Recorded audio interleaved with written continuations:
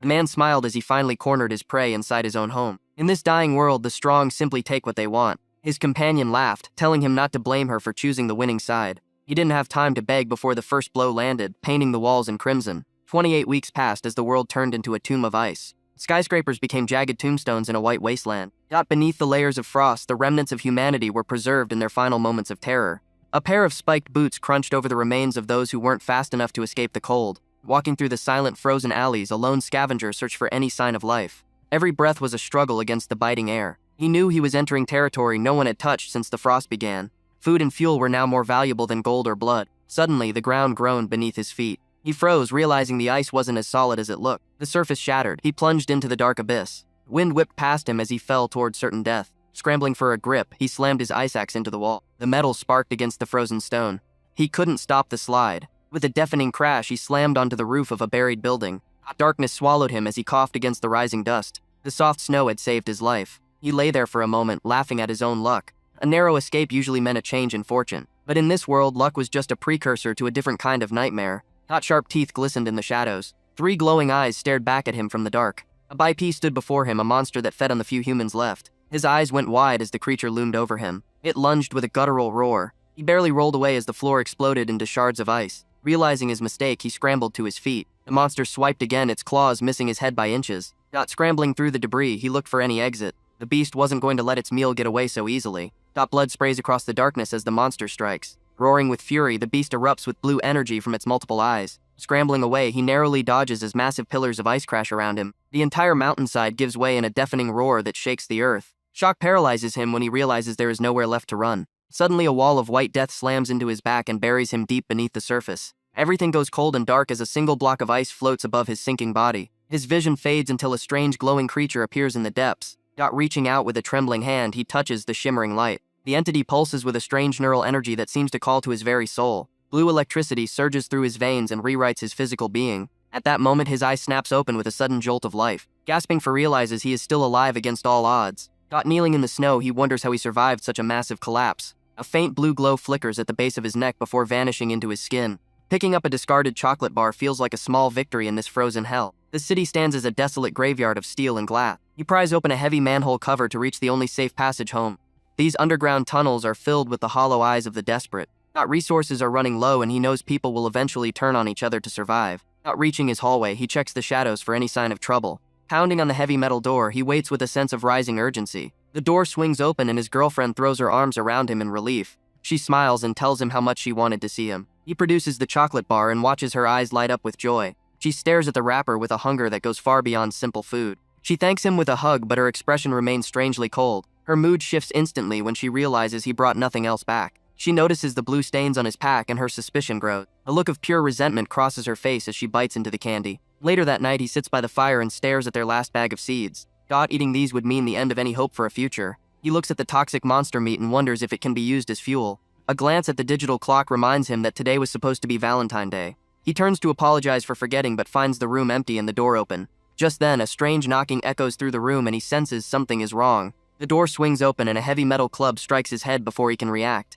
Steel meets bone and his world explodes into a crimson blur. He collapses to the floor as his own blood pools around his head. His girlfriend stands there watching as a stranger looms over his broken body. He gasps out her name and asks why she would betray him like this. She screams that a piece of chocolate is not enough to buy her loyalty anymore. Lua Dalong sneers and calls him a weakling who cannot even provide for his woman. He slams his golf club into the floor and demands every scrap of food. The protagonist spits out blood and tells them he has nothing left to give. Lua Dalong raises the club high with a murderous grin. The first blow shatters his teeth and sends him spiraling into darkness. Other thugs move in like vultures to finish the brutal job. Covered in wounds, he realizes his life is slipping away into the cold. Lua Dalong pulls out a knife to deliver the final strike to his heart. His consciousness drifts through a sea of blue light and ancient energy. Suddenly, he gasps and finds himself sitting at his old office desk. He screams the name of his murderer in a fit of pure rage. His hands slam onto the desk as he tries to catch his breath. Looking at his body, he cannot believe he is still in one piece. The city outside is bright and full of life instead of ice. The lights of the skyscrapers flicker with a warmth he thought was gone forever. He looks at the date and realizes he has 28 hours before the world freezes. Monster blood sprays as it collapses. Huge shards of ice rain down while he desperately sprints for cover. Seeking any shelter, he ducks behind a frozen wall to avoid the crushing weight. The ceiling begins to crumble above him. Panic fills his eyes as a massive spike of ice pierces the ground. Suddenly, the world turns white as he is buried alive under the freezing rubble. Tearing through the snow, he slides down a dark slope. He lands hard in a pitch-black chamber. Just then, a strange blue light flickers in the dark. A ghostly creature with multiple eyes stares directly into his soul. Blue lightning surges through the air. His eyes snap open as the energy consumes. Gasping for air, he finds himself back on the surface. He stares at his hands in disbelief. Why was he just sitting there in a daze? Rubbing his neck, he feels a strange mark burning into his skin. Activating his flashlight, he spots a small treasure in the snow. Not a simple chocolate bar feels like a miracle in this wasteland. Towering skyscrapers stand like frozen tombstones around him. Reaching a heavy manhole cover, he grips the cold metal. He pulls it open to reveal the only path back home. Sliding down the rope, he enters the dark underworld. The sight of the shelter is grim. Starving survivors huddle together in thin blankets. They watch him pass with hollow, desperate eyes. He keeps his head down and walks toward his apartment. Reaching the door, he hopes the guards haven't started their rounds. He pounds on the door of Unit 409. It swings open and a familiar face greets him. His girlfriend throws her arms around him instantly. She smiles warmly while pulling him inside. Not blushing, he forgets the cold for a brief moment. He reaches into his coat and pulls out his prize. Her eyes widen at the sight of real chocolate. She kisses him and calls him the best. But her expression shifts to cold suspicion a moment later. She glares at his backpack, sensing he is hiding more. Later, he sits alone by a dying fire. He looks at the few seeds left in his hand. These plants were supposed to be their hope, but they are withered. Desperation makes him consider eating the poisonous monster meat. He grips the frozen blue flesh, wondering if it is worth the risk. At least the ice provides some fuel for the flames. Checking the clock, he realizes it is February 14th. He calls out to apologize for forgetting the holiday. Silence answers him. Sudden pounding on the door echoes through the room. He recognizes her secret code and rushes to open it. Thinking she was just outside, he swings the door wide. A heavy metal pipe slams into his face before he can speak. The force of the blow sends blood spraying. He collapses to the floor in agony. Vision blurring, he looks up at his attackers. A man named Luo Dalong stands over him with a cruel grin. Ming Ming clings to the man's arm without a shred of guilt. He chokes out a question asking why she would betray him. She screams at him, calling him a liar for hiding food. Luo Dalong kicks his bag, mocking the content. The thug leans down to taunt him further. Ming Ming watches with cold indifference. He laughs, telling him that the weak have no place in this world. He raises the pipe high. It strikes the floor with a terrifying thud. Luo Dalong demands all the food immediately. He shouts back that there is nothing left. The thug decides he is no longer useful. He swings the club with full force. The metal connects with his skull in a sickening crunch. Blood covers the floor as the life leaves his body. Luo Dalong strikes again and again. The other men join in, tearing at him like animals. They realize he truly had nothing but moldy grains. Luo calls for a knife to finish the job. The blade sinks deep. Suddenly, the blue creature reappears in the void. It reaches out as his spirit dissolves. A sharp ringing sound fills his ears. His eyes snap open. He screams Luo Dalong's name and slams his hands on the desk. Gasping for air, he looks around a bright office. He checks his chest and finds it completely intact. The city lights outside are glowing and vibrant. A digital sign reveals the truth. The world has only 24 hours left before the big freeze. While people protest in the streets of Queens, the authorities struggle to maintain order. The wealthy drink away their final hours in Manhattan, oblivious to the coming storm. Criminals in Brooklyn focus on their petty deals while the sky begins to change. No one understands the doom approaching except for one man. Standing in the middle of a busy plaza, he waits for the end to begin. Suddenly, a brilliant aurora lights up the night sky. People stop to take photos of the beautiful harbinger of death. At that exact moment, his phone begins to vibrate in his hand. It is Ming Ming, the woman who betrayed him in his past life. She thinks he is still the same weak man she can manipulate for her own gain. Looking at her face on the screen, he remembers her cruelty. He decides to end their connection once and for all. Pressing the answer button, he listens to her fake, sweet voice. Ming Ming asks for more money while partying at an expensive club. He tells her they are finished and to never call him again. Her voice turns to a screech of confusion as he prepares to hang up. Deleting her contact feels like the first real step towards survival. He walks into the shadows with a cold, focused heart. She can freeze to death with the rest of the world. Crossing into Brooklyn, the clock ticks closer to the final hour. He looks up at the skyscrapers one last time. This time he will be prepared for the apocalypse. He knows the temperature will drop rapidly within the next day.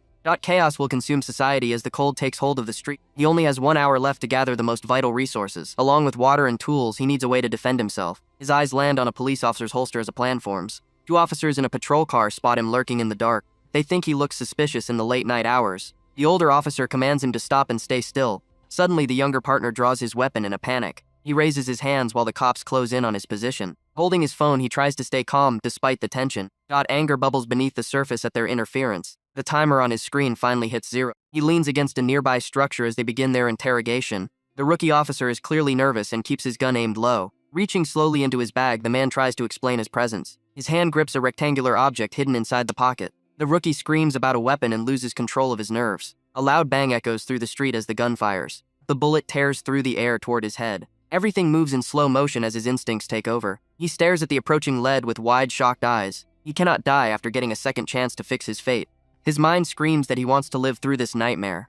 A surge of blue energy erupts from the depths of his soul. Lighting crackles across his vision as time seems to stop entirely. He can see the rotation of the bullet in mid-air. Realizing his power has awakened, a dark smile touches his lips. Blue electricity wraps around his limbs and pulses with strength. He tilts his head slightly to let the bullet pass harmlessly by. The panicked cop continues to fire wildly into the void. He lunges forward with supernatural speed and grace. Another bullet is caught and frozen by his icy aura. Moving like a blur, he leaves a trail of afterimages behind him. He becomes a phantom of vengeance in the moonlight. A single punch sends the rookie flying backward into the pavement. The impact shatters the officer's composure and his weapon. The older cop falls to the ground in sheer terror at the sight. He tries to aim his gun at the monster standing before him. Standing tall, the man radiates an icy and lethal power. His glowing blue eye marks the birth of a new king. The city bridge stands silent as the first snow begins to fall over the world. Not everything is about to change forever.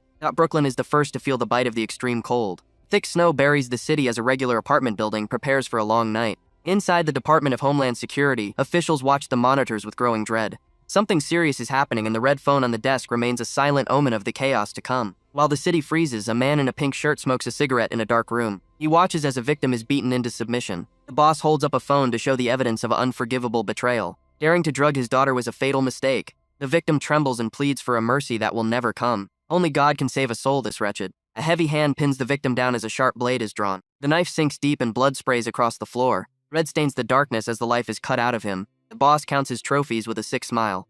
6 severed fingers sit inside display case. Now the evidence must be erased forever. He orders his men to toss the body into the apartment boiler. A heavy bag is shoved into the furnace as a final resting place. The goons wonder if the old machine can handle the weight, but a strange feeling settles over them. Suddenly, a violent flash of energy erupts from the pipes. An explosion throws the men backward as the boiler room becomes a death trap. In another part of the building, a young man works with a steady hand. He finishes building a frame meant for indoor crops. His room is packed with stacks of water and food. Self-sufficiency is the only way to survive the coming disaster. He checks the timer on his phone and realizes the freezing phenomenon is moving faster than expected. Every second is precious now. A sudden knock at the door interrupts his work. He opens it to find the building security guard standing in the hall. Old Joe looks apologetic as he explains the situation. He asks the guard what is wrong and learns the heating system has failed. The guards are visiting every tenant to warn them about the drop in temperature. He remembers the boiler was a mess the last time it broke. Wanting to keep his home safe, he offers to help fix the machinery. The door clicks shut behind him as they head out.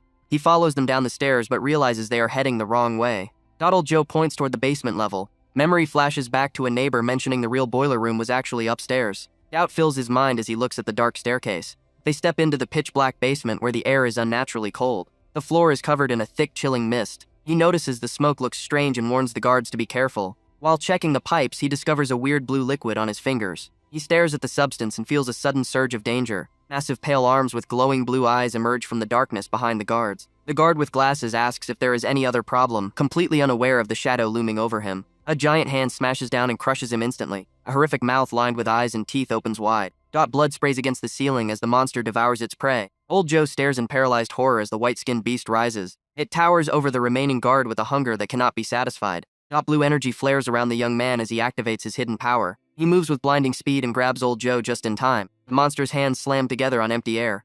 He carries the guard through the dark, glancing back at the nightmare following them. The exit door is still open and safety is just a sprint away. But the creature is faster than any animal, its jaws snapping at their heels. He grinds his teeth as he realizes the monster is keeping up with his maximum speed. Terror strikes as the realization hits that they might not make it out alive. The monster's massive jaws snapped shut with bone-crushing force. Blue energy flared around his feet as he pushed off the ground. Grabbing the old man was a risk, but he refused to let another life slip away. Tucking his shoulder, he prepared for the momentum. With a powerful heave, he threw the man toward the only exit. The old guard tumbled through the doorway and vanished into the darkness. At least one of them was safe for now. Sweat poured down his face as the blue markings burned. A deafening roar shook the foundations of the building. The white-skinned beast lunged with a speed that defied its size. Dust and debris exploded everywhere. Gasping for air, he realized the monster's eye was locked onto it. It was a cold, calculating gaze. He stood his ground against the towering nightmare.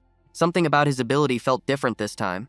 In his previous life, this creature was an unstoppable predator. Now he needed to find the hidden condition for his power to work. The beast loomed over him like a god of death. Dodging a lethal swipe, he felt the air pressure crack the floor. He noticed a strange resonance between his energy and the surrounding objects. His eyes dropped to the scattered gravel at his feet. Small stones began to vibrate and lift into the air. The realization hit him like a lightning bolt. He did not have to just run away anymore. By reaching down, he gripped a jagged rock tight. If his theory was right, the hunter was about to become the prey. He leaped into the air with everything he had left. Aiming carefully, he funneled every ounce of blue energy into the stone. A blinding beam of kinetic force tore through the room. The impact sent the massive creature reeling back into the shadows. He landed heavily as the blue flames flickered around his body. A grim smile touched his lips because he finally understood. Even a tiny pebble could become a cannon shell with enough acceleration. Suddenly, a wet thud echoed on the floor. Blue liquid began to leak from his nose and eyes. Panic flared as he realized his own body was breaking down. His vision blurred while the blue stains spread across his skin. A violent cough forced a fountain of glowing blood from his mouth. His legs gave out instantly. Everything turned cold as the world started to fade away. Far away, he heard the frantic cries of the man he had saved. He felt hands grabbing his shoulders, begging him to stay awake. Memories of the freezing blizzard outside mixed with the chaos of the present. People were shouting about poison and the lack of a hospital. They dragged his limp body through the halls in a desperate rush. Faces blurred into a sea of noise and shadow. The old man watched in silence as the light left his eyes. Someone screamed for a doctor as they reached the medical bay. A heavy door slammed shut behind them. He lay motionless on a cold metal table with blue veins webbing across his chest. A woman in a white coat hovered over his unconscious form. Machines beeped rhythmically in the sterile room. She watched the centrifuge spin his blood into distinct layers. The results were unlike anything she had ever seen in her career. Blue impurities had completely separated from the red cells. Leaning down, she traced the glowing patterns on his skin. It looked less like a wound and more like a total transformation. Suddenly, his eyes snapped open with a sharp gasp. He stared up at the bright surgical lights in a daze. Trying to sit up, he demanded to know where he was. The woman calmly lit a cigarette and let out a slow puff of smoke. She introduced herself as an unlicensed doctor working in the shadows. A playful smirk crossed her face as she gave him a name to use. He looked at her with growing suspicion. She blew smoke into the air and asked what really happened in that basement. Her eyes gleamed with a dangerous curiosity. The monster's jaws snapped shut just inches from his back. He realizes his current burden is far too heavy. Deciding in an instant, he grips the older man tight. He throws Joe through the open doorway to safety. The man flies across the room with a shout of terror. He tumbles down a dark maintenance hatch and disappears. A heavy metal door slams shut behind him. Lin Mo stands alone against the beast. A deafening roar shakes the entire basement floor. The monster smashes its massive foot into the concrete. Gasping for air, the young man tries to steady his racing heart. A single cold eye fixates on its prey with murderous intent. He notices the creature lacks any distinct fingers. It towers over him like a living nightmare made of flesh. He needs to understand why his power failed him earlier. Memories of the encounter flash through his mind as he searches for a clue. He suspects a hidden condition limits his acceleration ability. The monster prepares to strike again with overwhelming force. Suddenly, he remembers the strange energy coating Joe when he threw him. That same energy is leaking from the monster right now. His eyes drop to the small stones scattered at his feet. Blue light begins to wrap around the pebbles as they vibrate. A plan finally clicks into place within his mind. Escaping is no longer the only option left. He scoops up a small rock with a grim, determined smile. The hunter has now become the prey. He leaps high into the air with explosive speed. Focusing every ounce of power into his hand, he lets go. The pebble streaks forward like a railgun shot. It tears through the monster's flesh with ease. Landing softly, he watches the beast crumble to the ground. He realizes his power only works on objects contaminated by this energy. High speed turns even a simple stone into a deadly cannon. Something warm and wet drips onto the floor near his feet. He stares at the thick blue liquid staining his hand. It is not the monster's blood. Confusion turns into pure agony in a split second. He retches violently as a torrent of blue fluid erupts from his mouth. Darkness begins to claw at the edges of his vision as he falls. Voices call out his name from the shadows of the hallway. Joe rushes to his side in a state of total panic. Everything starts to fade into a cold black void. Fragments of conversation drift through the air around him. They talk about the freezing storm and the locked main gates. He feels himself being lifted and carried by multiple people. Mrs. Fang orders them to find the doctor upstairs immediately. Joe struggles to keep him steady as they run through the dark. They burst into a room filled with blinding clinical lights. A woman looks down at his shivering body with a cold gaze. He lies naked on a cold metal operating table. The doctor notes his body temperature has dropped to 10 degrees. She records his vital signs with a fascinated tone. Machines hum as they process his unique blood samples. Dark vein-like patterns spread across his chest like a web. A vial shows a clear separation of red and blue fluid. She leans closer to inspect the strange markings on his skin. They look more like an allergic reaction than normal human veins. His eyes snap open with a sudden jolt of energy. The doctor greets him with a calm, unnerving gaze. Panicked, he tries to sit up and demands to know her identity. She casually lights a cigarette and watches the smoke rise. Her white coat flutters as she stands before him. She tells him he can simply call her Doc Joe. She asks how he managed to ruin his body so thoroughly. Smoke fills the space between them as he struggles to breathe. A predatory smile plays on her lips as she admits her extreme interest in him. The thermometer showed an impossible truth. 11 degrees was the temperature of a corpse. Normal humans died long ago at this limit. He stared at his own skin in disbelief. Blue veins crawled across his chest like frozen rivers. Wondering if this was the cost of his power made his head spin. The doctor watched him with a sharp and knowing smile. She knew he was a medical freak. Trying to stand up proved to be a mistake. His feet slipped on the cold metal floor. She warned him to stay still because his body was too weak. At that moment, the woman asked the forbidden question. She wanted to know if he possessed a superpower. Panic flared in his chest. He needed to get away now. He tried to trigger his acceleration ability. Blue liquid erupted from his mouth instead. His lungs burned like liquid fire. The power refused to obey him. Desperation set in as the clock ticked toward 3 o'clock. Footsteps suddenly echoed in the sterile hallway. A predator was approaching the room with heavy strides. He reached door 509 and stopped. The doctor grabbed the boy's hand with surprising strength. She ordered him to lie down and act like a body. He had to hide his life to survive. He closed his eyes and held his breath. The lock clicked open with a sharp snap. Luo Dalong stepped into the room looking like a king in fur. He loomed over the doctor with a fake smile. The man asked if he could come in to chat for a moment. Dr. Zhou kept her voice flat and cold. She claimed the resident he was looking for had already died from poisoning. Luo narrowed his eyes at the still figure on the table. The protagonist recognized that voice from a previous timeline. Hatred boiled in his frozen blood. He wanted to kill this monster right now. Luo leaned in close to inspect the skin. He claimed he just saw the corpse blink. A butterfly knife flashed in his hand with a metallic ring. He prepared to stab the body to check for a reaction. Suddenly, a loud crack echoed through the lab. Dr. Zhou slapped him across the face with all her might. Her eyes burned with a cold and dangerous fury. The lackeys screamed in outrage at the disrespect. Luo held up a hand to stop his men from attacking. He offered a mocking apology for his rudeness. Then he lit her cigarette while wearing a dark grin. He whispered a reminder in her ear about who really owned this clinic. The heavy door finally closed behind the thugs. He sat up with a heavy heart and a shaking frame. Questions about Luo's motives raced through his mind. He wondered why the doctor was risking her life to protect him, but one problem felt more urgent than the mystery. He asked where she had hidden his clothes. Brooklyn is a frozen graveyard at 40 degrees below zero. Inside the shelter of a boiler room, two men discuss the desperate reality of survival. One wonders if the weather will ever return to normal while the other scoffs at his optimism. Standing in the shadows, Luo Dalong listens with a cold, calculating gaze. Communication has completely died as the internet remains a ghost of the past. Hope is a luxury they can no longer afford because the government has likely abandoned them. Gripping across, Luo Dalong smiles as he declares this frozen hell is a divine punishment. He stares down at the apartment manager who hangs bound and helpless from the ceiling. Maintaining a harmonious new order is his only goal in this lawless wasteland.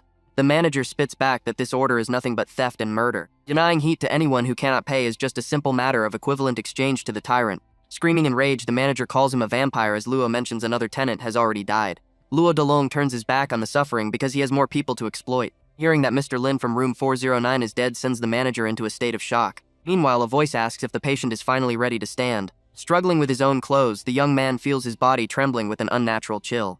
He demands to know the truth about his condition while the doctor watches him with a cigarette. Reality hits hard when she reveals he has been unconscious for 6 long days. Much has changed during his slumber as the world outside continued to rot. Luo Dalong now rules the apartment complex with an iron fist and a leopard print coat. Forcing residents into the sub-zero winds to find supplies is a death sentence for most. Hearing that name triggers a surge of murderous intent within the boy. He asks Dr. Zhou if there is any way to fix his broken, freezing body. Clenching his fist, he prepares for any price she might demand. She leans back and explains that her medical services are never free of charge. Fixing him is possible as long as he agrees to her specific terms. Becoming her personal research subject is the only way he will survive. She admits her intense interest in his unique physiology as she touches his face. Accepting the deal is his only choice if he wants to exact his revenge. She shows him vials of blood containing a mysterious substance that absorbs thermal energy. Without a constant source of heat, his body will remain in a permanent state of starvation. He wonders if a simple meal is enough to restore his fading strength. Finding enough fuel is the problem because the doctor is out of resources.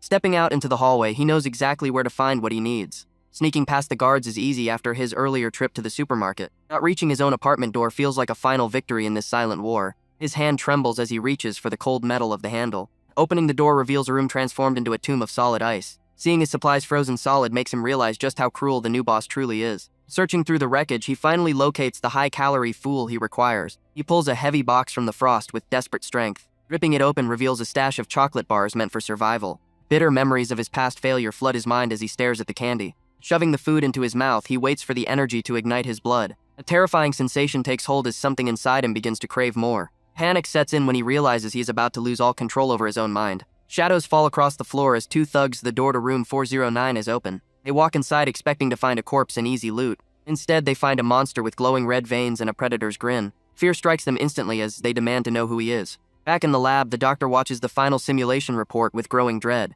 Seeing the data on the screen makes her blood run cold. Not replenishing his glycogen levels has triggered a violent neural reversal. The thugs scream threats, but their voices are drowned out by a low, guttural growl. He smiles as the red aura of raw energy begins to leak from his pores. Total madness takes over as he prepares to tear his enemies apart. The lab floor was covered in a strange blue substance.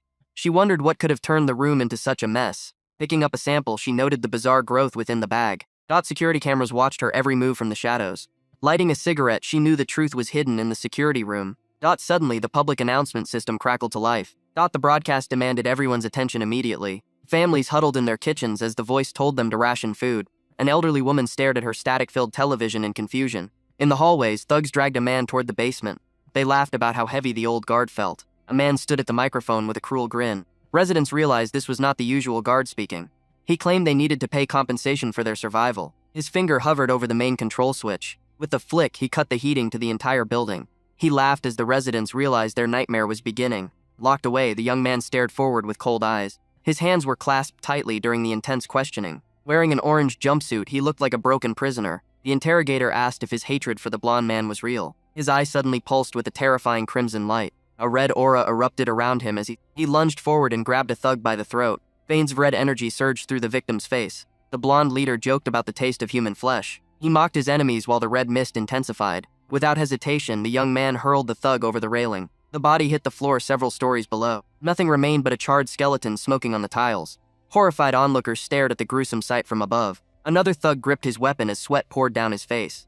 Standing in the center of the red glow, the killer looked inhuman. The energy was so strong it began affecting the nearby plants. Desperate to survive, a thug charged forward with a knife. He decided to go all out in one final strike. The leader swung a golf club with murderous intent. He missed completely as the red blur moved behind him. It was too fast for the human eye to track. He toyed with them by beckoning them to try again. Red afterimages filled the room as he danced around their attacks. The leader screamed for him to stop moving. He called the boy a weakling to mask his own fear. Another attacker rushed in with a roar of desperation. The young man's eyes locked onto his target. In a single flash, the attacker was sliced into pieces. He stood over the corpses as the door creaked open. A girl called out his name in a trembling voice. He turned his head and saw her standing there. She raised a gun and aimed it directly at his chest. A small dart suddenly buried itself in his shoulder. The doctor stood nearby holding a specialized dart gun. Strength left his legs as the sedative took effect. She caught him before he could hit the cold floor. She whispered that the medicine would cool the heat in his body. Silence finally returned to the room full of strange greenery. Hunger has always been the ultimate catalyst for human atrocities. History remembers the cannibalism and the wars fought over a single meal. While agriculture once stabilized society, those days of plenty are long dead.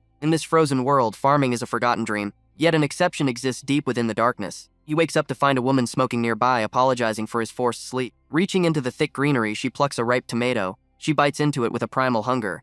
Red juice stains her lips like fresh blood. Surveying the lush room, she realizes there is enough food here to feed the entire building. Outside, the reality is far more cruel. A couple wanders through a blinding blizzard. Shivering violently, the woman asks if they can truly survive this. Her husband smiles and promises everything will be fine. He frantically searches his pockets for a hidden bar of chocolate. Desperation sets in when his fingers find nothing but empty fabric. His wife gently stops him and reminds him of the truth. They gave that last bit of food to their daughter this morning. He stares blankly into the white void. A hollow laugh escapes his frozen lips as he tries to mask his failure. Calling himself useless, he does not notice the massive claws emerging from the snow. A sudden flash of silver ends his life in a heartbeat. Blood sprays across his wife's face as her world shatters. A towering nightmare stands over her, holding the remains of her husband. It crushes the body and feeds with sickening wet crunches.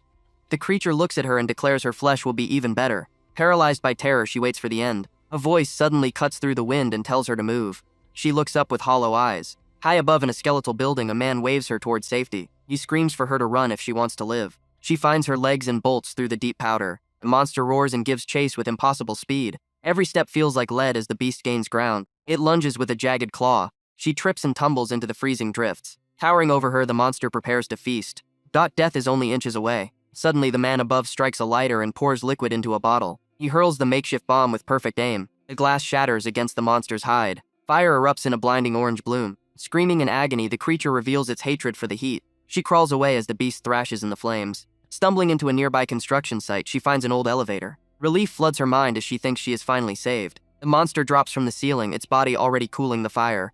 It is not hot anymore. Its massive vertical maw opens wide to swallow her whole. She pounds on the controls and begs the machine to move. From the darkness above, the man tells her to close her eyes. She huddles in the corner as the elevator groans. A wall of stadium lights flares to life with a deafening hum. The creature shrieks, blinded by the artificial sun. Standing amidst the light, the man grips an electric guitar. He strikes a power chord that shakes the very foundation of the tower. Sound waves ripple through the air like physical blows. The monster recoils in pure agony from the sonic assault. Collars were once a symbol of absolute ownership.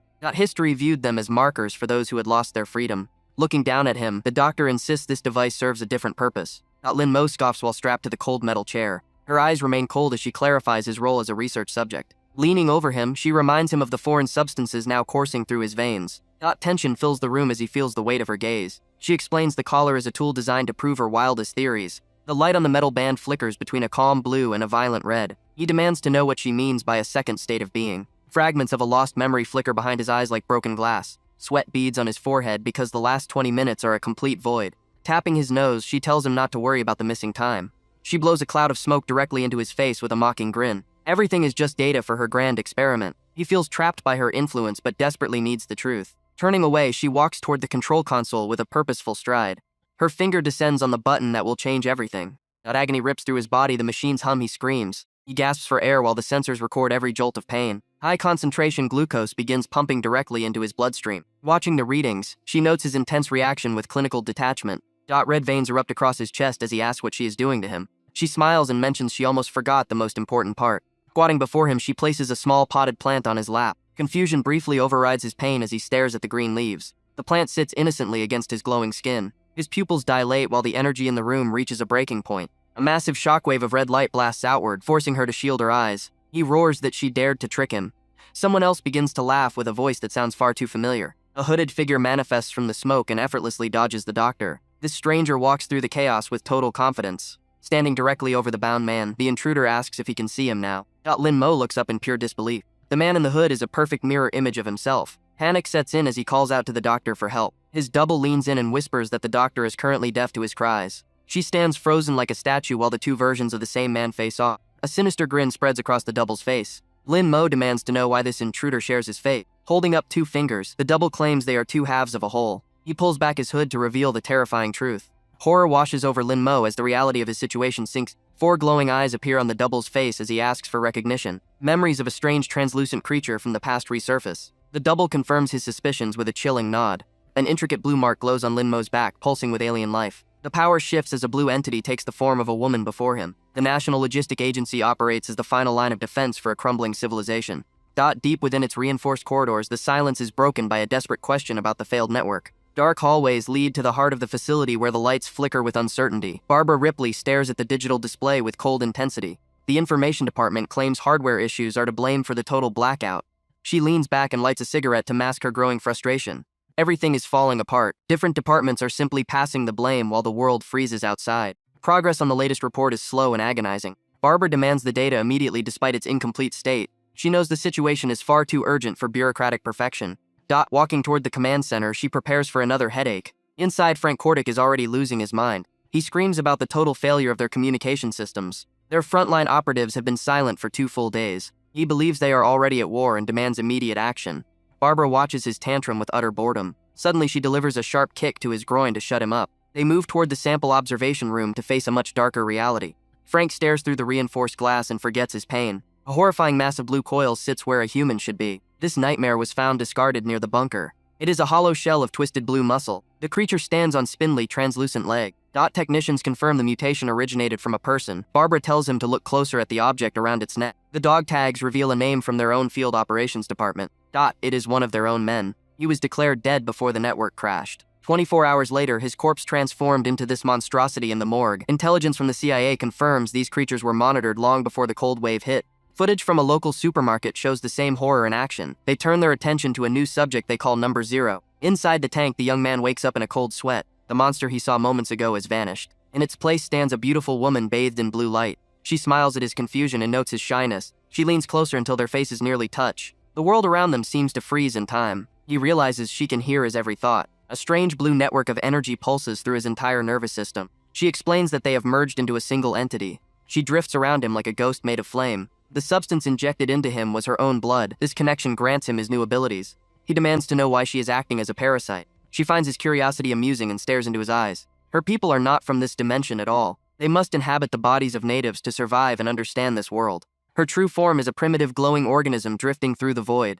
Time has no meaning to her kind. They use intelligent beings as vessels to break the shackles of their existence. She wants to experience the world through his senses. He feels a sudden wave of pity for her loneliness. She laughs hysterically at the idea of a human feeling sorry for her. This is the empathy she expected from a chosen host. Her smile fades as she prepares to deliver a warning. Because they are merged, he is now a prime target for the shell creatures. Outside the facility, the heavy snow begins to churn. Massive spear-like legs pierce the frozen ground. A giant monstrosity sniffs the air for food and enemies. A massive army of these hunters is already on the move. Snow falls over the silent city. Below the skyline, white nightmares tear through the building foundations. Inside the facility, the mysterious woman smiles as she mentions the shell. Leaving the room, she tells the captive man he knows what to do. Chaos erupts instantly in the neighboring labs. Beakers shatter against the floor as unnatural vines surge forward. Panic spreads like wildfire. Screams echo through the narrow corridors as the beasts hunt. Blood spatters the walls while the creatures feast on the staff. Scrambling for his life, one survivor races up the stairs. He reaches the exit only to find the door locked tight. Two monsters corner him in the shadows. Terror paralyzes his heart as they loom closer. They pounce with savage hunger. Others stand ready to fight, though their weapons look like toys against these demons. Tied to a cold metal pillar, the guard watches his allies fall. These monsters are identical to the one they captured. Watching their backs swell with stolen blood makes his stomach churn. He realizes they haven't noticed him yet. Escape is the only option. Recalling his violent past, he prepares for a desperate gamble. He grips his own thumb with a grimace. A sickening pop rings out as he forces the joint to snap. Old injuries prove useful in this nightmare. Slipping free from the ropes, he collapses to the floor. Sneaking past the feeding beasts requires absolute silence. Pain flares in his hand, but he cannot go empty-handed. He spots the weapon locker and prays the thieves missed it. Suddenly, a monster appears directly behind him. Cursing his luck, he realizes his end has arrived. Dr. Zhou observes the rapid plant growth with cold fascination. She ignores the captive man's plea to be released. Data collection is her only priority. A thunderous crash from above shakes the entire room. Dust falls as the ceiling begins to buckle. The man senses the impending danger. A massive creature bursts through the roof and lands with a heavy thud. It is a white-skinned shell monster. The blue-flamed woman reappears to tease him during the crisis. She touches his face mockingly while the beast roars. Warning him of the doctor's death, she pushes him to act. The monster lunges forward with lethal intent. Lunging for Dr. Zhou, he barely grabs her in time. He pulls her close as the floor shatters behind them. Blue energy surges through his veins as he leaps to safety. Not landing hard, he shields her from the debris. He asks if she is okay, his eyes wide with adrenaline. She stares back in stunned silence. Amused by his power, she regains her composure quickly. The monster turns back to finish the job. Standing tall, he prepares to face the abomination. This thing is more dangerous than anything they have seen. He tells the doctor to stay back while he handles the threat. Dr. Zhou warned him not to overdo it with his abilities. She acknowledged that while his methods were awkward, the results spoke for themselves. A playful smile touched her lips as she wondered if this was the right time for a certain conversation. Monsters loomed in the distance, their sharp forms ready to strike. He promised to give her a proper thanks once the trash was cleared away. Suddenly, the ceiling erupted as dozens of creatures descended like a hailstorm. Seeing them act as a collective unit caught him off guard. One monster was easy, but a swarm presented a much deadlier problem. He worried that overextending would leave him in a weakened state again. Dr. Zhou teased him about her reward while the beast closed the gap. They lunged forward with terrifying speed. Facing them head-on was the only option left. He blurred into motion, weaving through the jagged limbs of his attackers. From the sidelines, she watched closely to see where his true limits were hidden. Monitoring his internal energy showed his glycogen levels were still at peak capacity. He calculated that continuous acceleration would burn through his stamina too quickly. The solution was to activate his power only at the precise moment of impact. They tried to trap him in a pincer formation, but he just smirked. He refused to be treated like prey ever again. Time seemed to crawl as his perception accelerated beyond human limits. Every strike was telegraphed, allowing him to flip and dodge with ease. That was time to go on the offensive. He focused his speed into his fists, unleashing a devastating supersonic shockwave. The monsters were torn apart in an instant by the sheer pressure. He stood amidst the blue gore of his fallen enemies.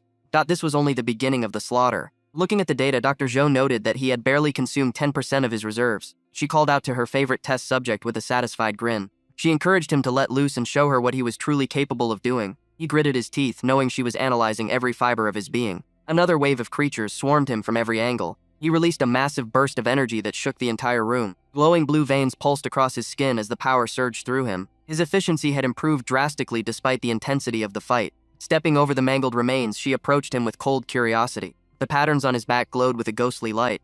She had a new question that needed an immediate answer. Her voice turned demanding as she told him to reveal everything he knew about the creatures. Elsewhere, a man lay broken in a pool of blood and monster parts. Josh Castillo snapped his eyes open, gasping for air. Confusion washed over him as he stared at the carnage surrounding his body. His hands were gripped tight around a blood-stained crowbar. He realized that he had somehow survived an encounter that should have killed him. Without that simple tool, his life would have ended right then and there. Fear gripped his heart as he wondered if he would be lucky a second time. Suddenly, his phone buzzed with an incoming call from an unknown number. He answered with a trembling voice, only to hear his own name on the other end. A mysterious man with a cross tattoo called him by a title he had not heard in years. Keeping his secret was the only way to survive. He watched the girl adjust her posture as she asked for a simple favor. Reaching out, he carefully helped her with the zipper of her specialized suit. She warned him to look toward the ceiling immediately. Monsters were already crawling through the maintenance ducts above them. Cold air flooded the room as she threw on a jacket. They both stood frozen as a strange noise echoed from the shadows. A small child stood there with blood splattered across her face. He recognized her from the neighboring apartment. Before he could speak, the girl bolted down the dark corridor. They chased after her with mounting dread. Thick trails of blood coated the floor and walls of the hallway. Following the carnage led them to a pile of fresh corpses. The scale of the slaughter was beyond anything they expected. Stepping over the remains, they climbed the stairwell. He noticed the victims didn't die from monsters but from gunshot wounds. The child began to sob as they reached the next landing. There lay old Joe, a man who had been kind to him in his previous life. Blood pooled around the elderly man's motionless body. Memories of Joe sharing food during the first apocalypse flashed through his mind. It seemed the cruel world always took the good people first. Suddenly, a blood-stained hand reached up and grabbed his arm. He nearly jumped out of his skin as the corpse spoke. Old Joe was clinging to a final spark of life. The child looked up at the girl with desperate, tear-filled eyes. Seeing the red cross on her gear, the girl asked if she was a doctor. She begged the big sister to save her uncle. Moving with professional speed, the girl began to treat the wounds. Old Joe coughed and started to explain what happened. He had tried to lead survivors up the fire escape to safety. They were climbing when the real monster appeared. A man in a leopard print coat blocked their path. Without a word of warning, the stranger opened fire. Bullets tore through the heads of the innocent survivors. The man used the fallen bodies as bait to distract the monsters. He laughed while calling them weaklings who existed only to buy him time. Every plea for mercy was met with another muzzle flash. People tumbled down the stairs in a chaotic heap of limbs and lead. The child watched in horror as her world was destroyed. Ludalong sneered as he aimed his weapon at old Joe. A bullet pierced the old man's chest, sending him reeling. The killer didn't even look back as he continued his ascent. Finishing the bandages, the girl noted that the bullet missed the heart. The name of the murderer burned in the protagonist's mind. Fury radiated from him as he clenched his fists tight. Blue flames erupted from his skin as his power surged. He remembered the faces of the people Luo Dalong had slaughtered. The man had murdered a woman in cold blood just to clear a path. Stepping over her body, the killer had headed for the warehouse. He was currently searching for supplies, unaware of the shadow trailing him. Luo Dalong froze when he felt a sudden spike in temperature. Turning around, he saw a figure wreathed in ethereal blue fire. His eyes widened as he recognized the man he thought was dead.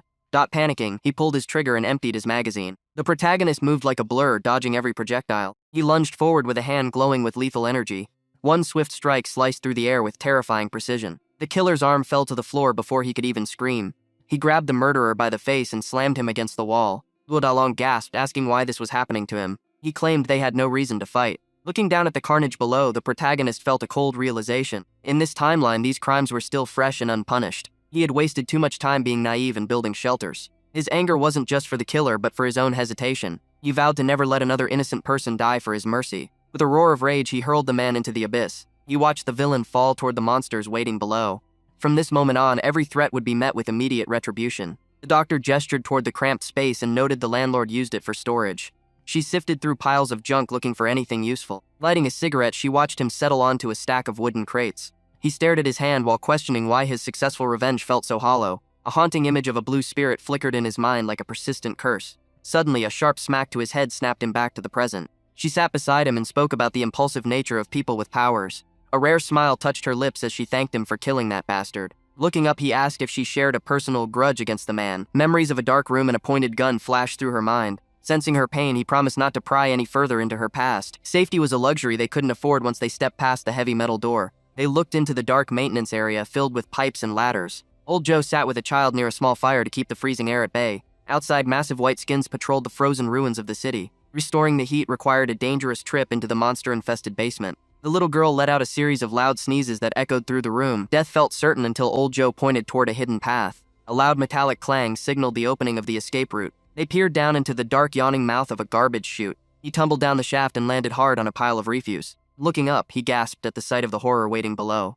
White skins were fused together with the decaying remains of human residents. Red orbs pulsed with life inside a network of skeletal remains. The entire floor had been converted into a massive fleshy nest. Sweating from the sight, he wondered what could have built such a nightmare. This transformation was far beyond any normal biological process. The doctor landed gracefully behind him and scanned the perimeter. A heavy bang echoed as she secured their position. She pinned him down to keep him from making a sound. Pressing a finger to her lips, she watched a giant eye blink nearby. They sprinted past a towering beast that seemed to be guarding the area. He whispered a question about why she had followed him into this hell. She held up 2 fingers and explained the boiler switch required 2 operators, that if he collapsed alone, they would all freeze to death. A massive monster with a writhing tongue stepped into the light. He knew instantly that his remaining energy wouldn't be enough to win. Red orbs filled with stolen blood lined the walls like fruit. These fleshy pipes were pumping the fluid deeper into the structure. From a high window, old Joe and the girl watched the horror unfold. Enormous white limbs reached out to grab at the sky. Tendrils wrapped around the buildings and squeezed the concrete. The scale of the infestation covered the entire city block. At the center sat a bloated queen pulsing with a sickening red light. Looking at the creature, the girl wondered if it was even alive. She noticed a light blinking in a rhythmic pattern. It looked like a signal code used by the old world. She focused on the different arrangements of letters and numbers. Inside the building, old Joe used a flashlight to send a desperate warning. The girl struggled to translate the rapid flashes. She finally realized the message was a plea for them to stay away. Old Joe screamed in silence behind the glass as he was cornered. A giant white skin stood in the hallway and blocked their only exit. Peeking around the corner, he looked for a way to slip past. The monster turned its head when a loud noise distracted it. They moved quickly while the beast's back was turned. Navigating the nest required stepping over piles of biological waste. These structures were formed by thousands of smaller monsters merging together. Skulls were embedded in the walls like decorations in a charnel house. Recombination began as bone and muscle fused into a terrifying new shape. A sleek armored warrior stood where the mess of bodies had been. It reached into its own gut and pulled out a pulsing blue blade. Blue flames erupted from its joints as it took a combat stance. A sudden swish of air was the only warning before it moved. Dread pooled in his stomach when he felt the presence directly behind him. Realizing the danger too late, he tried to turn. The monster swung the energy blade with blinding speed. He barely threw himself out of the way as the strike narrowly missed. A strand of hair was sliced clean by the passing edge. Blood sprayed into the air from a shallow graze. The blue sword hummed with a lethal intensity. Shock paralyzed him because this creature was faster than his own enhanced reflexes. He struggled to catch his breath under the monster's cold gaze. This was no ordinary hunter. It was a specialized killer designed for one purpose. This guy is no ordinary warrior. Charging forward, the white armor monster moves with blinding speed. This beast is clearly more than just a simple machine. Its internal core pulses as it locks onto the doctor. Watching the beast approach, the doctor wonders why she is the primary target. Blue flames dance around the boy as he prepares for the impact. Stepping forward, the monster closes the distance in an instant. Shoving the woman aside, he barely manages to save her from the strike. Sharp blades tear through the air and find their mark. Blood sprays everywhere as he screams in agony. A brutal cross-slash tears across his chest. Gasping for air, he realizes the enemy speed is far beyond his limits. The skeletal nightmare looms over him with a terrifying grin. Death feels certain as the monster prepares its final blow. Closing his eyes, he wonders if he's destined to die once again. Suddenly, a mysterious spirit appears in his mind with a haunting smile. She whispers that he should just run away and save himself. Hovering near his wound, she mocks his desperate attempt at heroism. This frozen world offers no mercy to anyone. Backing away now would mean losing everything he believes in. Shaking his head, he flatly refuses to abandon his humanity. Choosing to run now would make him no better than the villains he hates. That survival means nothing if he loses the very thing that makes him human. A confident smile returns to his face as he finds his resolve. Surprised by his reaction, the spirit looks on in confusion. Memories of the innocents' lives lost in the hallways fuel his spirit. Feeling the agony of others is the proof that he is still alive. Shouting at the darkness, he claims that his empathy is a source of strength. He remembers that even primitive humans help their wounded companions. His eye transforms into a glowing sigil of ancient power. Living blue tendrils burst from his back to stitch his wounds shut. Energy wraps around his frame to form a new kind of biomass. Hardening into a sleek suit, the armor pulses with an intense blue light. The power flows directly into the glowing symbol on his chest. Shocked by the sudden evolution, the doctor can only watch in silence. He catches the monster's blade with a deafening metallic clang. Dust and light explode from the point of contact. Impact tremors shake the entire room. Standing tall, the new warrior shields the doctor from any further harm. She looks up at his back with wide eyes. This power will now be used to protect every innocent soul. Standing firm, he prepares to counterattack. Two armored giants face off in a high-stakes duel. Though it resembles the white armor, this form is fundamentally different. Grabbing his head, he feels the biomass beginning to darken and shift. The blue light turns into a menacing black with glowing neon lines. Darkness consumes his form as the true armor awakens. Smiling from the shadows, the spirit realizes the essence of power. Leaping forward, he delivers a punch that creates a massive shockwave. Moving like a blur, he strikes before the enemy can react. The force of the impact shatters the surrounding floor. The white armor is sent flying across the room. Pressing the advantage, he follows up with a lightning-fast kick. Every movement he makes is now faster and more precise than before. Speed alone is no longer enough to save the beast. Still, he pushes his body to reach even greater heights of speed. Their blades clash repeatedly as they move through the facility. Scanning the energy readings, the doctor sees a nearly unlimited supply of power. The nature of this biomass is unlike anything she has ever studied. Heat and energy radiate from the black suit as the battle rages on.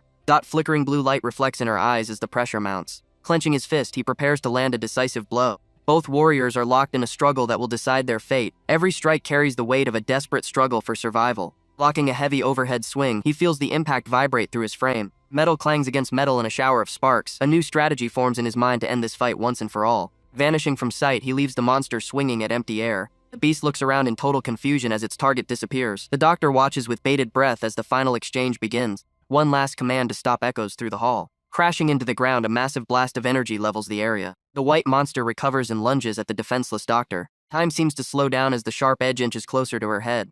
Just then, he appears behind the beast and declares that he is caught up. At this moment, the predator becomes the prey. Lunging into the air, he prepares his most powerful attack. Multiple phantoms of black armor tear through the white monster simultaneously. The Phantom of Doom leaves the enemy with no hope of survival. With a final explosion of blue mist, the white armor is completely destroyed. The doctor remains unharmed as the blue energy dissipates. Collapsing against the wall, she catches her breath in the aftermath. Reaching out a hand to help her up, his face returns to its human state. He looks exhausted but relieved that she is safe. Blue markings fade from his skin as the adrenaline begins to subside. On the control panel, the temperature indicators begin to climb rapidly. Reaching 26 degrees, the system confirms that heat is restored. In the shelter below, the survivors celebrate the return of the warmth. Holding her scarf tight, a young girl wonders when her mother will come back. Suddenly, a loud clang echoes through the tunnels. Hearing the sound, a man wonders if the white armor has returned. The heavy metal door creaked open as they finally returned to the hideout. Old Joe looked up with wide, bloodshot eyes and breathed a sigh of relief that they were back. His bandages were soaked and his wounds were reopening from the stress of waiting. Just then, a strange scratching sound echoed from the heating ducts above. The metal groaned under a heavy weight. Lin Mo told the old man to stay calm because it was likely just an illusion. Suddenly, the vent cover shattered into pieces.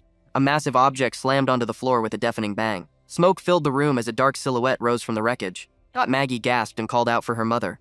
Two coughing figures emerged from the haze instead of a monster. The young girl began explaining how the blonde man had saved her during the chaos. Grinning widely, the stranger recognized Lin Mo and called him a brat. He lunged forward with his arms wide for a hug. Lin Mo recoiled in pure confusion. The man claimed he had traveled across the entire continent on foot just to find him. Rage boiled in Lin Mo's eyes because he had no idea who this person was. Lin Mo swung his fist. The blow landed hard, teeth rattled. The intruder went flying. The blonde man rubbed his bruised cheek and whined about the harsh treatment. Staring into the distance, Lin Mo wondered if his resurrection had somehow altered the past. The woman mentioned their old dreams of forming a legendary band together. Lin Mo pushed the annoying minion away and demanded to be left alone. His mind raced with the terrifying implications of the butterfly effect. Perhaps the timeline was far more broken than he realized. He retreated into his consciousness to demand answers from the parasite dwelling within him. Silence was his only response. Her selfishness made his blood cold. Dr. Zhou watched the bickering and reminded them that catching up was a luxury they didn't have. She pointed toward the window to show them the true scale of the nightmare. A massive white creature loomed over the city like a god of death. It was birthing children that would soon consume everything. Lin Mo clenched his fist and declared he would use his own power to stop it. The doctor noted that his blue light had grown significantly brighter. He realized that activating his black form required an immense amount of heat. Without a constant source of energy, he would be defenseless against the mutated armor.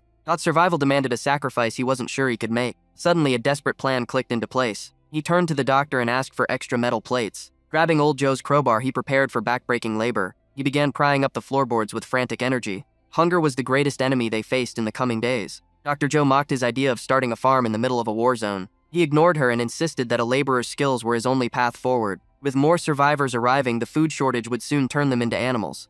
He knew exactly what desperate people did when their stomachs were empty. The doctor blew a cloud of smoke and stared at the empty tanks. They couldn't create food out of thin air. Lin Mo stepped into the hallway and noticed the floor was eerily clean. Every single corpse had been dragged away. A massive scavenger was likely nearby collecting the dead for the nest. Time was running out before the floor was completely assimilated. He had to eliminate the source before the mutation became unstoppable. The blonde idiot suddenly grabbed his shoulder and asked where he was going alone. Lin Mo's eyes twitched with pure irritation. The man joked that Lin Mo was just embarrassed to have him as a friend. He continued to ramble about their shared history as they climbed the stairs. Lin Mo covered his ears to drown out the annoying chatter. He froze as a shadow fell over them. A horrific rib-faced monster blocked their path and let out a piercing shriek. Under the rain-slicked bridge, Kurt sat alone with his guitar and the rats. They were both outcasts now with nowhere else to go. The steady downpour felt like it would never end. Gasping for breath, Lin Mo finally found his friend hiding in the shadows. He looked down at the other boy with a mixture of pity and resolve. A sharp grin spread across his face as he teased Kurt for choosing such a pathetic hiding spot. Pointing toward the city, he declared that running away should at least be done in style. Kurt looked away in annoyance but could not hide his desperation. Lin Mo reached out a calloused hand. He promised they would face the world together as best friends. Hesitating for only a second, Kurt reached back. Their hands met in a pact that changed everything. Back in the cold reality of the building, Lin Mo grabbed Kurt by the collar. He shouted for them to run as the massive creature lunged. They scrambled through the corridors where the pulsing blood nest had already claimed the walls. Lin Mo joked about running with style just like the old days. Kurt barked back that now was hardly the time for nostalgia. Suddenly, the concrete wall behind them began to buckle and moan. A massive pale hand shattered the barrier with ease. Lin Mo realized they were out of time. The monster dragged its bloated body into the hallway and hissed. Before he could react, the creature fingers clamped around his skull. He felt his bones begin to groan under the pressure. Kurt did not hesitate and lit a glass bottle filled with fuel. With a roar, he hurled the Molotov directly at the beast's chest. Hot flames erupted across the monster's white hide. The force of the blast sent Lin Mo flying into a thick patch of webbing. He tried to pull away, but the blood nest was alive. It began to drain his very life force through the sticky strands. Panic flared as he reached out for help that was not there. The webs climbed higher, binding his limbs tight. His vision began to blur while he struggled to breathe. He wondered if this was the end of his journey. Darkness swallowed him until he stood in a chamber of rusted wire. Thought something moved in the center of the room. A girl sat bound and broken in the middle of a barbed cage. He could not tell if she was a human or some new form of armor. As he stepped closer, her eyes snapped open. The world shifted violently under his feet. Suddenly, he was standing back on the bridge in the pouring rain. Confusion washed over him as he stared at the familiar skyline. He looked down and saw two figures from his past.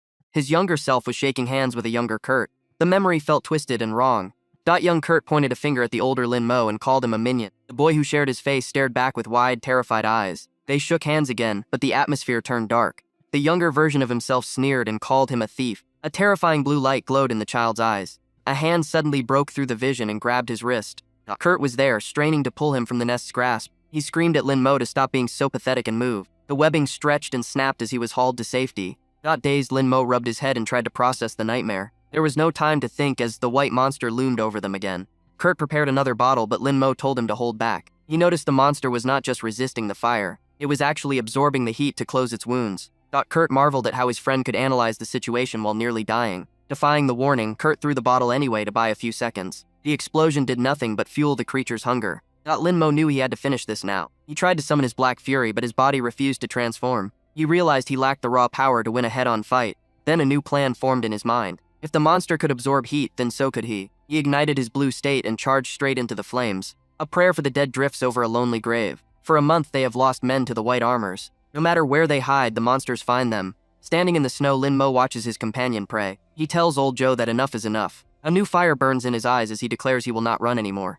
Flames lick the surface of a twisted experiment. Lin Mo realizes that heat can be converted into raw. Dark fluid begins to consume his body. He smiles as the armor bonds to his skin. His fist clenches with newfound power. Suddenly, a massive white armor giant looms over them.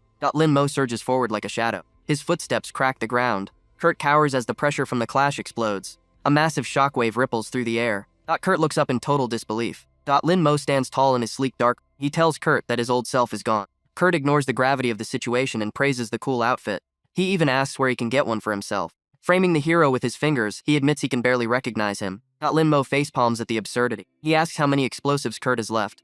Kurt gives a thumbs up while showing off a case full of Molotovs. The giant monster begins to stir again. Kurt asks if they should take the chance to run. Lin Mo looks back at the grave marker. His armored eye glows with a cold blue light. He decides that running away is simply too lame. He launches himself at the beast with blinding speed. Kurt watches as the dark blur engages the titan. A heavy strike lands directly on the monster's chest. The impact sends chunks of stone flying everywhere. They dance in the air as Lin Mo evades every clumsy swipe. He realizes the beast has high regeneration but moves too slowly. A flurry of punches rains down on the creature's thick hide.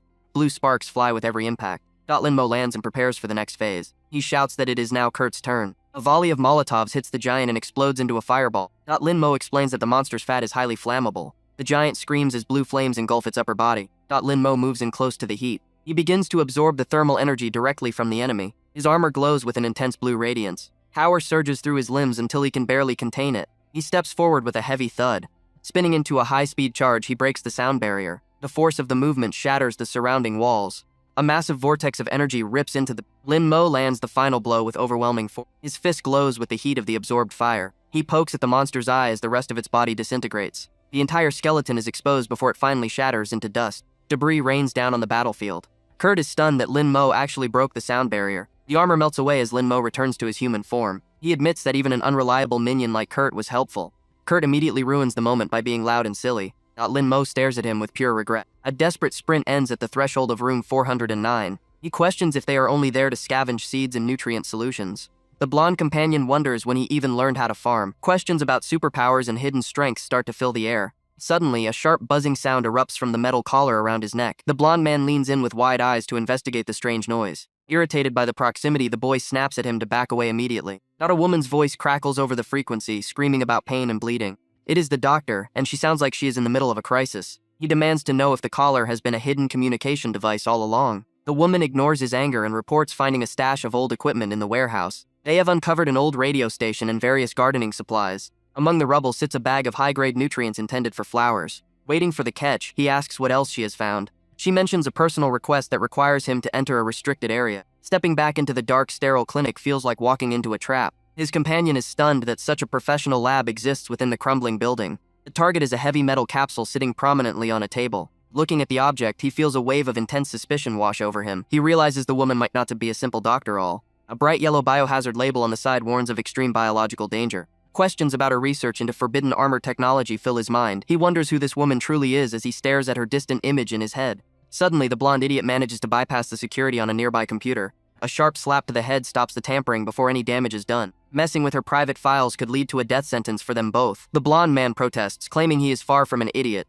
Just then, a flicker of restricted information catches the boy's attention. He kicks his partner out of the room, ordering him to find more useful supplies. The door slams shut, he sits down, the screen glows. Fingers fly across the keyboard in a frantic search for the truth. Not one specific file finally opens under his command. An old photograph reveals a younger, shyer version of the doctor in a professional setting.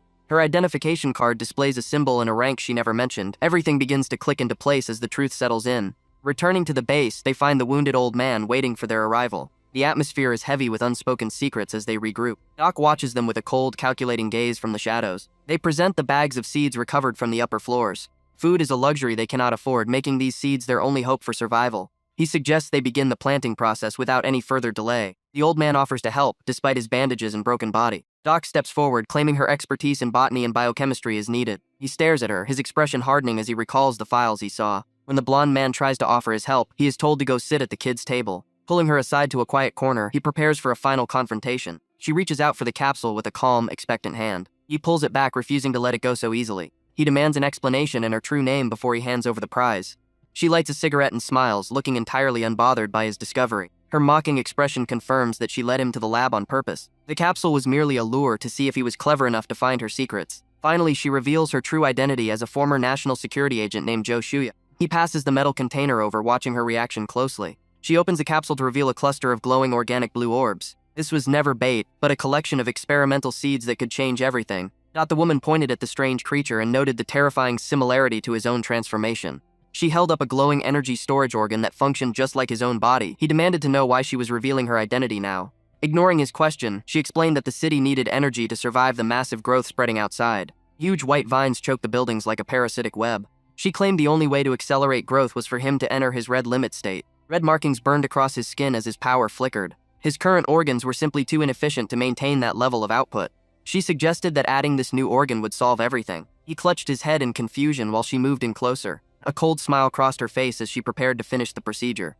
Fear gripped him when he realized there was no turning back. Suddenly, thick black tendrils erupted from his chest and lunged for the tank. The woman recoiled in pure shock as the energy took a life of its own. It looked like a living nightmare tearing through his clothes. He screamed in agony while the black fury demanded the white armor lump. The glass shattered instantly. Red light exploded from his eyes as the transformation completed. A massive shadow loomed behind him like a demonic guardian. Shaking with adrenaline, he watched the darkness recede into his skin. She whispered about the parasite and wondered how such a mass fit inside him. The energy vanished back into his spine. He smirked because the power felt intoxicating. Focus shifted to a single green seedling fighting for life in a small basket. He looked at the hydroponic racks and knew the clock was ticking. A little girl named Maggie peeked over the edge with wide eyes. He told her it was just a tiny lettuce plant. She compared the small sprout to herself because they were both little. Sadness filled her eyes as she stared at the dirt. He reached out to comfort her while she worried about her father. She did not even remember what real lettuce tasted like. Her mother promised they would eat burgers together when her dad returned. The mother's expression darkened at the mention of her husband. He realized the man was likely never coming back. Silence fell over the group as the weight of their loss settled in.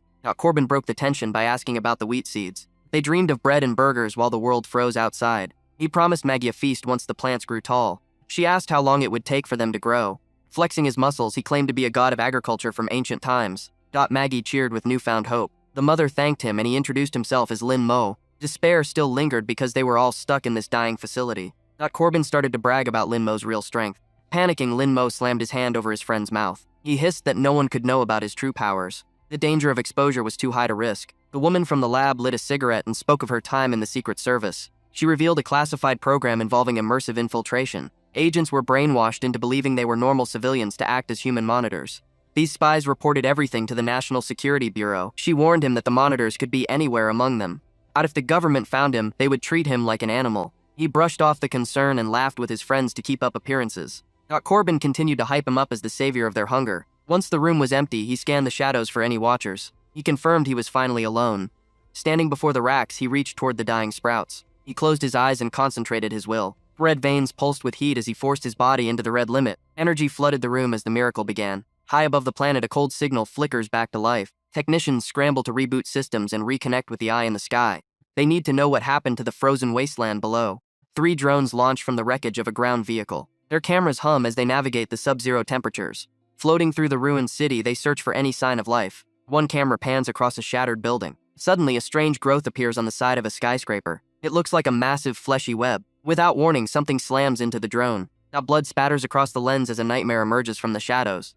A colossal white entity with a single pulsing eye looms over the wreckage. It crushes the remaining drones with terrifying ease. Fresh blood drips from its pale limbs. Deep inside a nearby base, the floor begins to heave. He wonders if an earthquake is tearing the facility apart. The doctor points toward the window with a trembling hand. Outside, the world has turned into a scene from hell. A massive blue eye stares directly into the room. This is the child born from the mother's womb. It searches the building with predatory focus. Its gaze locks onto him, seeking the power within his mind. The creature strikes the building with a massive hand. Inside, the survivors scream as the walls begin to buckle.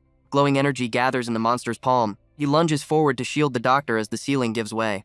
A massive explosion levels the structure in a cloud of dust and debris. He grits his teeth against the weight of the rubble. Pure determination burns in his eyes. Holding the doctor close, he stands among the ruins. He asks if she is hurt. She looks up at him with a strange, knowing smile. She notes how fast his heart is racing. Around them, chunks of stone begin to float. The monster is not finished yet. He realizes the air is thick with magnetic energy. The giant's eye glows with a lethal light. It releases a wave of power that sends debris flying like bullets. Shockwaves rip through the area. The other survivors huddle together in terror. They can only watch as the world falls apart. The blonde man looks out over the devastation. He shouts for his friend, fearing the worst. Looking into the massive crater, he sees only smoke. The destruction is absolute.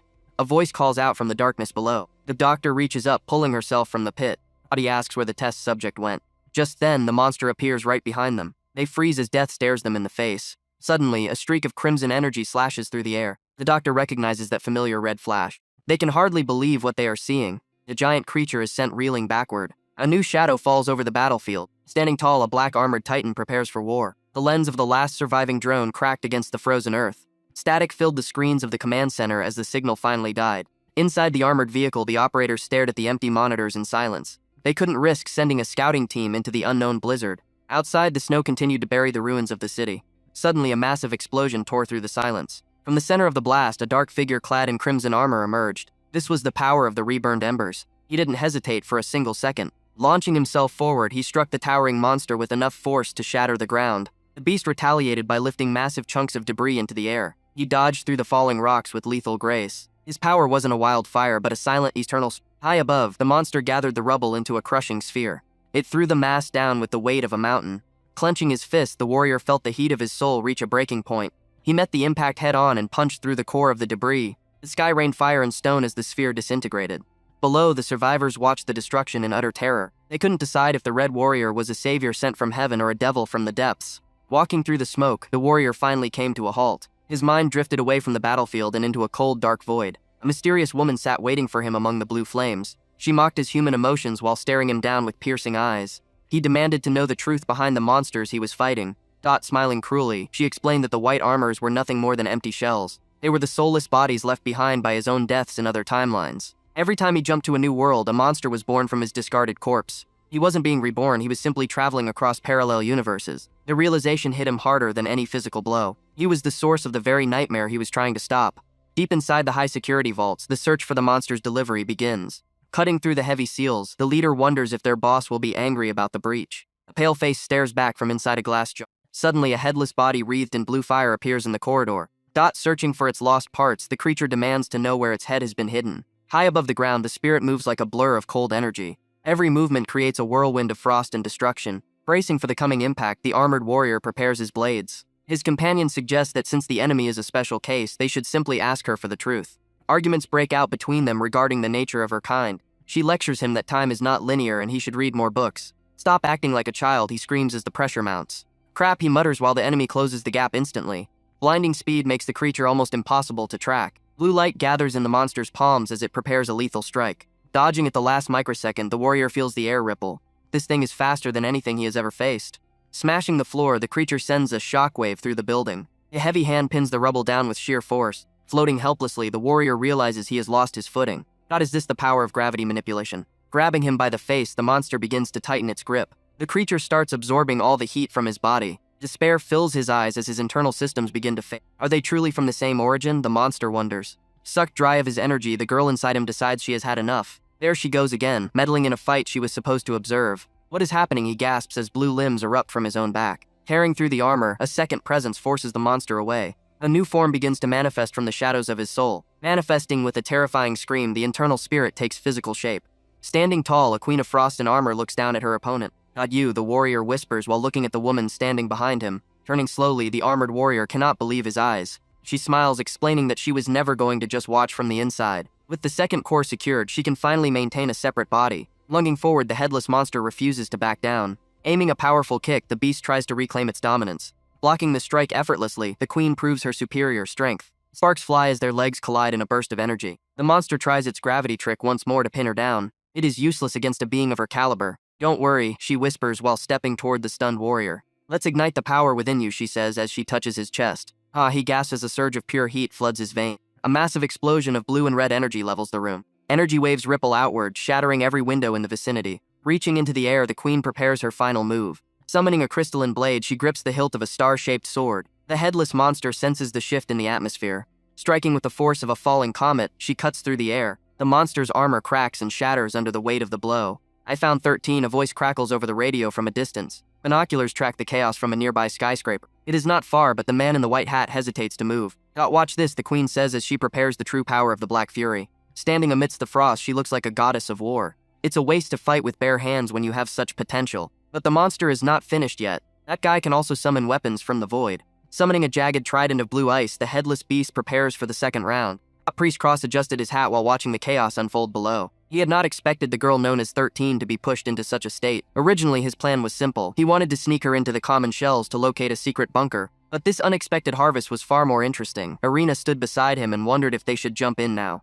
Patience was a virtue she still needed to learn. As members of the prophetic association, they had to tread carefully. Irina stood ready with her sword at her hip. She didn't like waiting while others fought. Jinyu suddenly grabbed her from behind and told the girl to relax. She insisted that Irina was still just a child. Irina struggled against the embrace with a look of pure annoyance.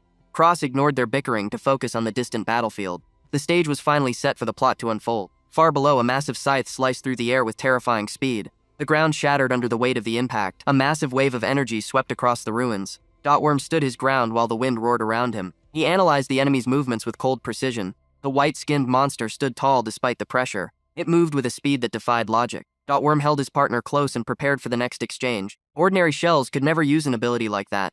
He knew the enemy was something far more dangerous. It was a vessel where the soul and body were completely disconnected. A superhuman monster stood before them. Watching from the shadows, the commander hoped her test subject would not disappoint. Dotworm focused on his breathing. He remembered how the enemy used attraction force from its white parts. The bronze sections were used for repulsion. A plan finally formed in his mind. He turned to his partner and asked for more firepower. She gave him a knowing smile. They reached out and locked hands. Energy surged between them instantly. He placed his hand over her core to synchronize their power. Veins of blue light erupted across her skin. The air screamed as they prepared to strike. Dotworm moved like a shadow through the debris. Every step cracked the pavement. A pillar of red energy blasted toward the target. The enemy tried to dodge, but the attack was too fast. A violent explosion consumed the street. The white-skinned monster was caught directly in the center of the flame. Alarms flashed within its glowing visor. A massive pillar of light reached into the sky. The shockwave leveled the surrounding buildings. When the smoke cleared, the enemy lay broken in the rubble. Worm's blade hummed with residual heat. He stepped through the crystalline remains of the battlefield. But the fight was far from over. He noticed the enemy's left hand was still pulsing with repulsion force. It would use that force as a shield if he attacked from the left. He needed to control the path of the engagement. Sprinting forward, he leaped into the air. He swung his massive sword down from the right side. The enemy was forced to use attraction force to counter him. This was the opening he needed. Attraction force cannot be used for defense, so she can only change the path of the strike. He realizes her body is acting like a giant magnet. These magnetic fluxes will become his new acceleration zones. He lunges forward with enough speed to tear the air apart. The red blade descends like a falling star. He pours every ounce of strength into this single moment. A deafening explosion shatters the silence of the night. The ground erupts in a massive shockwave of dust and stone. Debris rains down on the ruined street. The red warrior drives his weapon straight through the target. He watches as the energy pierces clean through her chest. 13 falls back as her power begins to flicker and fade. Suddenly, a man in a white suit prays for the Lord to protect the Holy Child. Cross activates his golden pilgrimage and light floods the area. A hand reaches out through the shimmering air. Iron lands in the center of the crater. She ignores the frantic questions coming through her earpiece. Her eyes glow with an eerie green light as she focuses. 13 swings her massive blue blade toward the newcomer. Iron watches the reflection of the attack in her own pupils. She stands perfectly still as the tip of the blade stops inches away. With a sudden blur of motion, she draws her own weapon. Green energy arcs across the battlefield in a deadly circle. The Red Warrior watches the clash with growing disbelief. He realizes this girl is no ordinary human. Iron activates a strange device and blocks of matter begin to float. She manipulates the environment with effortless grace. 13 attempts to strike from behind. Iron senses the danger and readies her guard. Their blades meet with a shower of sparks. The Red Warrior intervenes and pulls 13 away from the girl. Fires the final extraction sequence. She looks up at the skyscraper to lock her coordinates. Cross warns her to jump before the floor is taken with her. Iron grumbles about how troublesome the mission has become.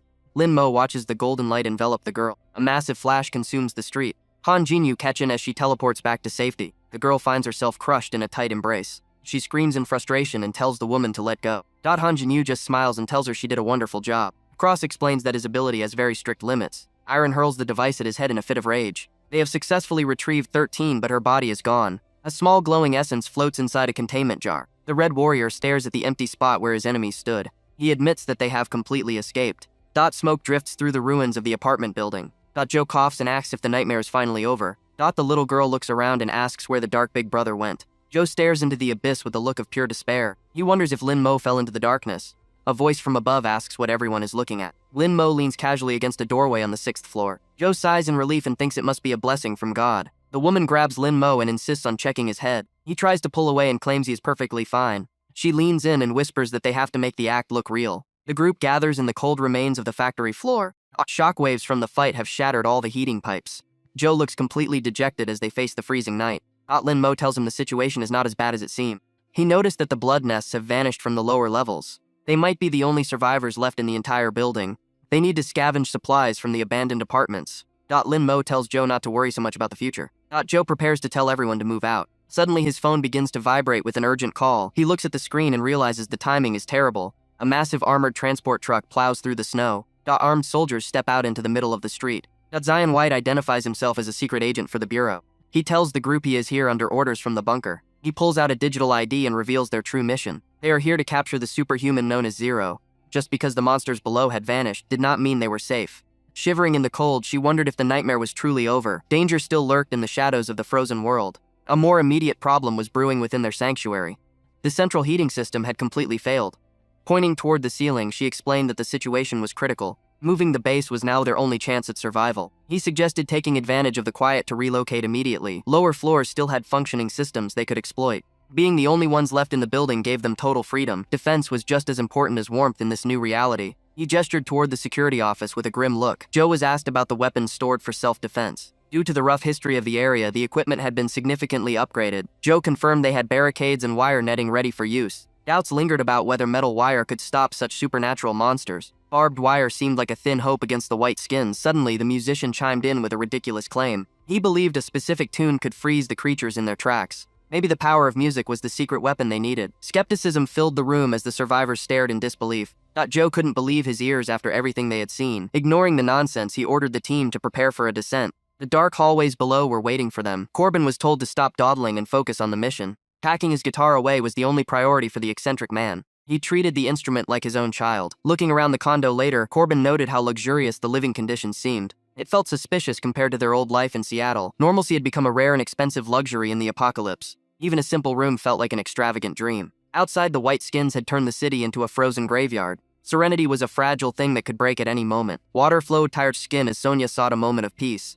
She needed time to wash away the stress of the hunt. Her hidden revealed her true identity as a high-level biosafety field agent. Secrets were being kept even among the closest allies. Sorting out feelings was a luxury they barely possessed. Memories of lost family members provided the only reason to keep fighting. Even with wounds on their souls, they had to survive. Joe stared into the mirror, preparing for a more brutal kind of survival. He reached for a mask that would hide his humanity. The time had come for total honesty between old friends. Standing firm, he prepared to reveal a secret that would change everything.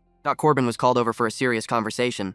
The truth he was about to hear was almost inconceivable. He warned that what he was about to say would be hard to accept. Corbin wondered if the constant fighting had finally broken his friend's mind. There was no trace of a joke in those cold, serious eyes. His brain wasn't faulty, but the reality was far from normal. He pointed out the obvious inconsistencies in their reunion. The real Lin Mo would have recognized his best friend instantly. Finally, the truth came out like a physical blow. The man standing there was a ghost from another timeline. This soul was simply occupying a familiar body. The original owner of this shell was no longer present. Silence followed the heavy confession as Corbin processed the horror. Hiding the truth would only lead to betrayal in the dark days ahead. He watched for a reaction, expecting to be cast out. Corbin considered the idea of a friend who grew up without a dark past. A new introduction was the only way to bridge the gap. Corbin reached out his hand with a knowing smirk. Lighting a cigarette, he accepted the impossible reality. Regardless of the timeline, he still saw the man as Lin Mo. The cool act hadn't changed even across different worlds. Their bond was sealed with a firm grip and a promise of loyalty. Somewhere in the frozen city, a different group was on the move. Heavy tires churned through the deep snow as an armored truck approached. A rescue team was arriving, but their motives remained unclear. They questioned why they were assisting the secretive field workers. Their leader remained stoic, focused entirely on the grim mission. Agent White explained that the information blackout was a calculated move. His eyes were sharp as he discussed the true enemy. Humans were the ones who had cut the communications to the world. The truck plowed through the deep snow as the explanation began. National security protocols were supposed to save them, but everything collapsed into chaos. Standing by was no longer an option when communications vanished. Inside the armored vehicle, the older man argued that monsters were not the true threat. Only humans possessed the intelligence to sabotage the world so effectively. Intelligence gathered in the bunker pointed to a single conclusion. A secret organization had planned this glacial catastrophe from the shadows. No official records existed for this group within any global intelligence network. The pink-haired woman leaned back, skeptical of such a massive oversight. Even if they were ghosts, humans always left a trail behind. She mentioned the intelligence department had seen untraceable entities before. He called them psychics. If he had not seen it himself, he would have laughed at the idea. Pulling several dog tags from his collar, he showed the price of that encounter. His entire team had been wiped out by these invisible enemies. Now the higher-ups were desperate to find a psychic of their own to recruit. Corporal Lee wondered if they were just looking for more weapons. The driver gripped the wheel tight as the mission details became clear. Their only lead was a target known as Zero. Finding him was the only way to understand the monsters they faced. Suddenly, the truck screeched to a halt in the middle of the frozen road. Corporal Lee leaned forward to see what blocked their path. Two survivors stood in the headlights holding hands. The older agent sighed at the awkward timing of the encounter. Stepping out into the cold, he asked if they needed help. The couple begged to be saved from the hell Brooklyn had become. He explained they were a rescue team on a critical mission. Shock washed over the woman when she realized they would not be taken aboard. He offered them supplies from the truck as a compromise. Desperation turned to cold fury in the survivors' eyes. They did not want food, they wanted out. He told them to calm down, but it was too late. The man lunged forward with a hidden blade. Screaming in rage, the survivor tried to gut the officer. A single shot rang out from the truck's roof. The silver-haired agent pulled the trigger without hesitation. Blood sprayed the snow as the man's head snapped back. Above them, another survivor appeared on a bridge with a Molotov cocktail. The agent shifted his aim instantly. Flames flickered as the bottle was lit. He fired 3 quick rounds. The glass shattered while still in the man's hand. A massive explosion engulfed the attacker in a ball of fire. Screams of agony filled the air as the burning body collapsed. On the ground, the woman continued her frantic attack. The burning man fell from the bridge like a discarded torch. With a cold expression, the older agent put a bullet through the man's skull. He turned his pistol on the woman and fired twice. She fell back into the snow, dead before she hit the ground. Another man charged from the ruins wielding an axe. The silver-haired agent drew his sidearm in a blur of motion. He squeezed the trigger as the axe swung high. Bullets tore through the attacker's chest and stomach. The threat was neutralized in a matter of seconds. Looking down at the carnage, the team confirmed the area was clear. Corporal Lee stared at his father, unable to believe the brutality. They drove away, leaving the bodies to freeze in the wasteland. In this new world, even survivors were just another kind of monster. Away from the carnage, a blonde man organized the latest technology. He checked on the progress of their new facility. They were turning the interior into a greenhouse for survival. The final plans for the base were laid out across the table alongside a heavy weapon. They would transform the eastern side into a greenhouse to ensure a steady supply of food. Living quarters would occupy the west side while the higher floors remained too damaged for use. The security was the main priority, with traps set at every entrance and a command center monitoring the cameras. Despite the preparation, he felt a nagging sense that something was still missing. Laughter echoed as the old man bragged about his youthful marksmanship. He claimed he could fire with just one hand, prompting a mocking challenge from the youth. Grinning through his bandages, the elder offered to prove his skills right then and there. Watching the childish display made the protagonist sigh in pure exhaustion. Suddenly, a voice crackled through his collar and ordered him to report immediately. He turned away from the group to find the source of the summons. Entering the medical bay, he asked what could be so urgent. She leaned against the equipment and asked about the other beings he had encountered during the last fight. He confirmed seeing someone who stole a core from a fallen monster. Instead of answering, she gestured toward a radio and told him to listen closely. A broadcast began to play, addressing the survivors trapped in the frozen wasteland. He found the static-filled message confusing and demanded to know why it mattered. The voice on the recording spoke of ancient floods and the current snowstorm as divine punishment. It ranted about evil governments brainwashing men through greed and control. Images of suffering children and war flashed through his mind as the speaker continued. Then the tone shifted to promise mercy for untainted souls. They claimed that certain individuals were holy children chosen for a higher purpose.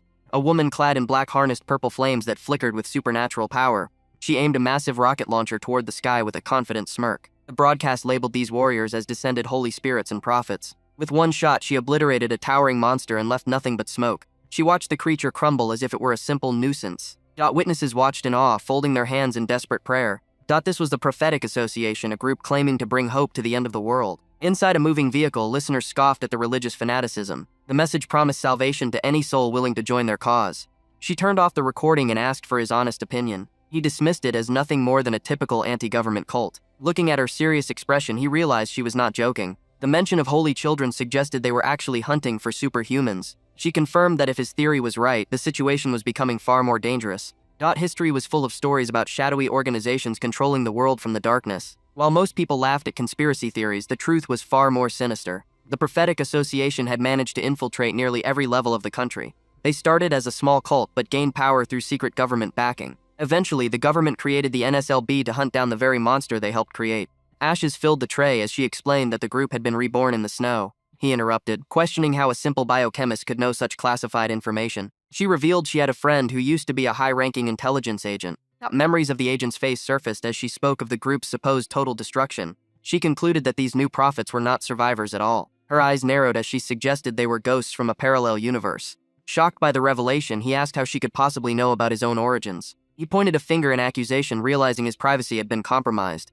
She admitted to eavesdropping on his emotional conversation with the old man. He shouted in embarrassment, defending the sacred bond between men. Ignoring his outburst, she told him the association likely had their sights set on him. She then ordered him to start moving her belongings into her new room. Elsewhere, a hand adjusted controls on a glowing terminal. A soldier questioned if the news was really a major concern. His partner stared ahead, noting that this involved the very foundation of their organization. She began to explain the higher-ups' true beliefs. Just then, a gloved hand clamped over her mouth to silence her. A scarred officer reminded her why she had been reassigned in the first place. He tapped his temple, demanding silence and discipline. A transmission came through to a lone operative sitting in the back of the transport. The command confirmed a link between the cult and the superhumans. Their top priority was the immediate capture of Code Zero. Back at the base, the old man prepared his weapon with a grim look. Glass shattered instantly into 1,000 pieces. He laughed at the target, proving he was still a deadly asset. The heavy door of room 303 remained shut while a feast was prepared inside. Taking a massive, greasy bite, the young girl could not believe how perfect the burger tasted. The meat sizzled on the grill as Lin explained how his agricultural background allowed him to develop food this quickly. He felt a sense of pride seeing them eat, though he downplayed his skills as mere technological advancement. Just then, old Joe peeked into the room with a look of pure anticipation. He revealed a bottle of vintage tequila he had found among their old belongings, offering it as a gift for his savior. Clear liquid poured into a glass as the atmosphere turned celebratory. Slicing into a fresh lime, Joe prepared the traditional ritual with practiced hands. He poured salt onto the back of Lin's hand and handed him a green wedge. Lin stared at the setup, questioning if this was truly the real way to drink. Joe flashed a wide, confident smile and insisted it was the only way for a hero to enjoy a drink. Accepting the gesture, Lin decided it would be rude to decline such a heartfelt offering. He licked the salt from his hand with a sharp tongue. The burning liquid went down in a single gulp as he tilted his head back. Squeezing the lime between his teeth, the sour juice exploded in his mouth. Joe turned to offer a shot to the doctor while Lin's face twisted from the sheer strength of the alcohol.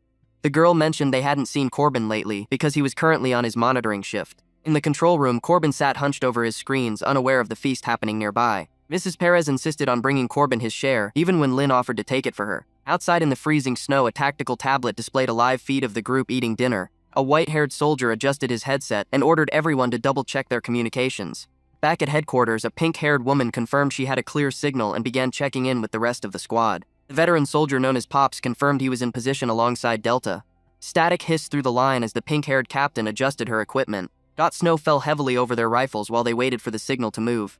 Two soldiers stood in the blizzard, questioning the static they were hearing on the main line. Moving her hand to the console, the captain switched them over to a private, personal channel. She asked what the veteran was being so secretive about and why he was resorting to such forceful methods.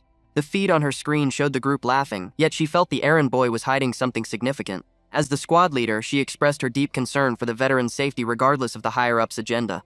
Pop stared into the distance with a hardened gaze, telling her that his only wish was for her to stay safe. A small smile touched her lips before she cut the transmission to focus on the mission. The operation officially began as the sunset bled into a cold winter night. Their armored transport rolled slowly through the ruins of the abandoned city. Inside the room, more tequila flowed as the mood grew somber and reflective.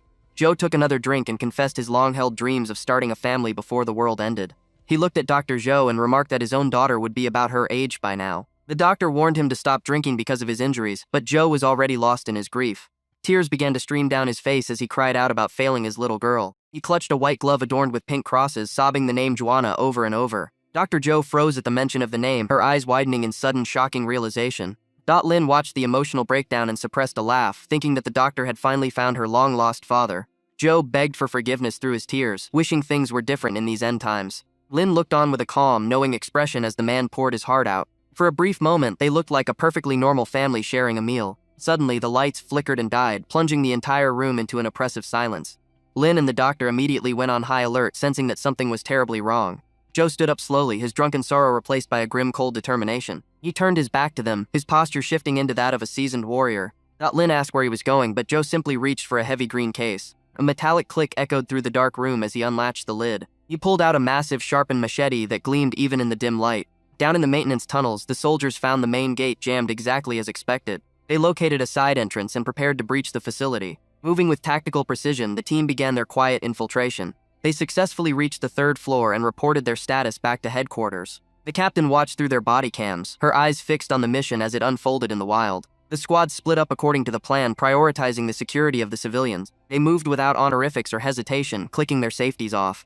Flashlights cut through the darkness of the stairwells as they ascended. High above them, a figure wearing a cold, perforated mask waited in the shadows. The group waits for news in the dim room. He looks around with growing suspicion. She turns away because she has no answers to give. Suddenly, a scout bursts through the door, gasping for air. He warns them that armed men are approaching with bad intentions. Tactical teams sweep the lower levels with flashlights cutting through the dark. They move in perfect formation toward a lone figure. The leader keeps his weapon raised while scanning for threats. Every corner could hide a trap. Standing before them is a man wearing a heavy security vest and a haunting mask. They announce themselves as a rescue squad dispatched to help. The captain lowers his guard slightly to offer assistance. The masked man scoffs at the idea of them caring about insignificant lives. Seeing that specific mask triggers a buried memory in the captain's mind. Back at the command center, the operator searches through restricted files. She finds a match and warns the team that this is no civilian. The captain demands to know what she means. This man is Machete, a legendary mass murderer who vanished decades ago. He was a brutal killer who once used his enemies to escape a high-security prison. Realizing the man was once an asset, the captain tries to claim him as one of their own. The mention of his past sends a surge of rage through the killer. He draws his blade in a blur of motion. Screaming that his loved ones died because of people like them, he strikes. Fingers fly through the air as the captain's hand is shredded. Machi pounces with the speed of a predator fueled by pure grief. He plunges his weapon deep into his target. Blood spatters his mask as he mocks the idea of ever being one of them. Another soldier fires his weapon from the shadows. He screams for his captain to get down while pulling the trigger. Bullets fly, but the masked monster moves far too fast. A shot grazes the mask, leaving a trail of smoke. Machete lunges forward to close the gap instantly. He pulls a secondary blade from his belt. With a flick of his wrist, he launches the steel. The soldier watches the blade grow larger in his vision. It finds its mark with a sickening crunch. High above on the catwalks, another agent demands a status report. He clicks his tongue when he hears only silence from his team. A voice behind him remarks on the windy weather outside. He spins around to find a stranger bathed in blue flames. Reaching for his sidearm, he prepares for a fight.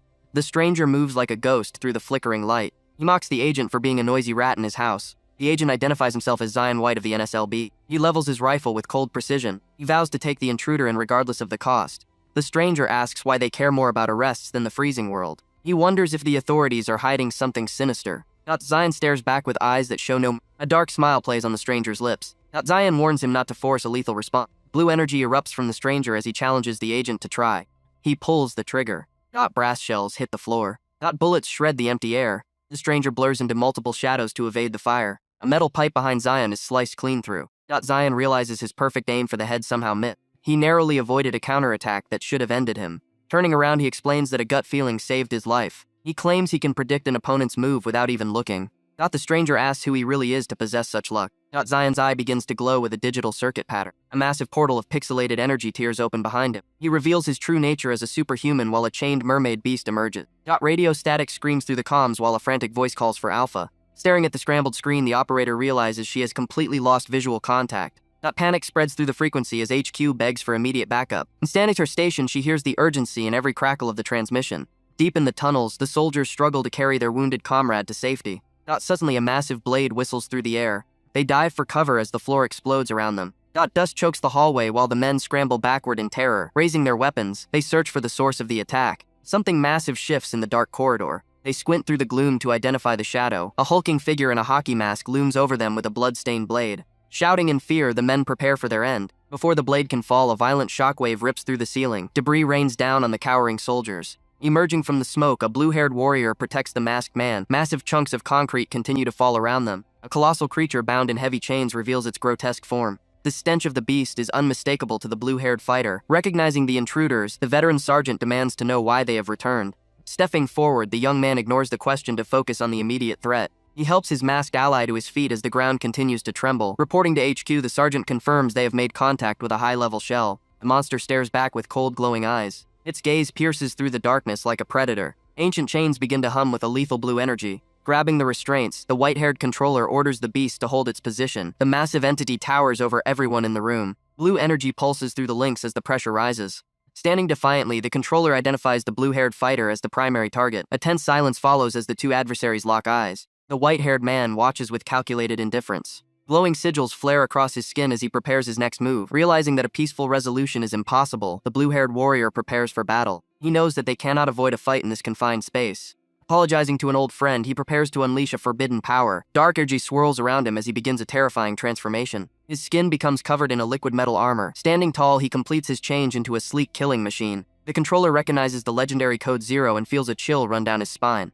Challenging his opponent's knowledge, the armored warrior prepares his first strike. The controller screams for the monster to capture the intruder. It lunges forward with savage intent and massive force. Standing perfectly still, the armored man waits for the beast to close the gap. A massive claw swipes through the space where he stood just a second ago.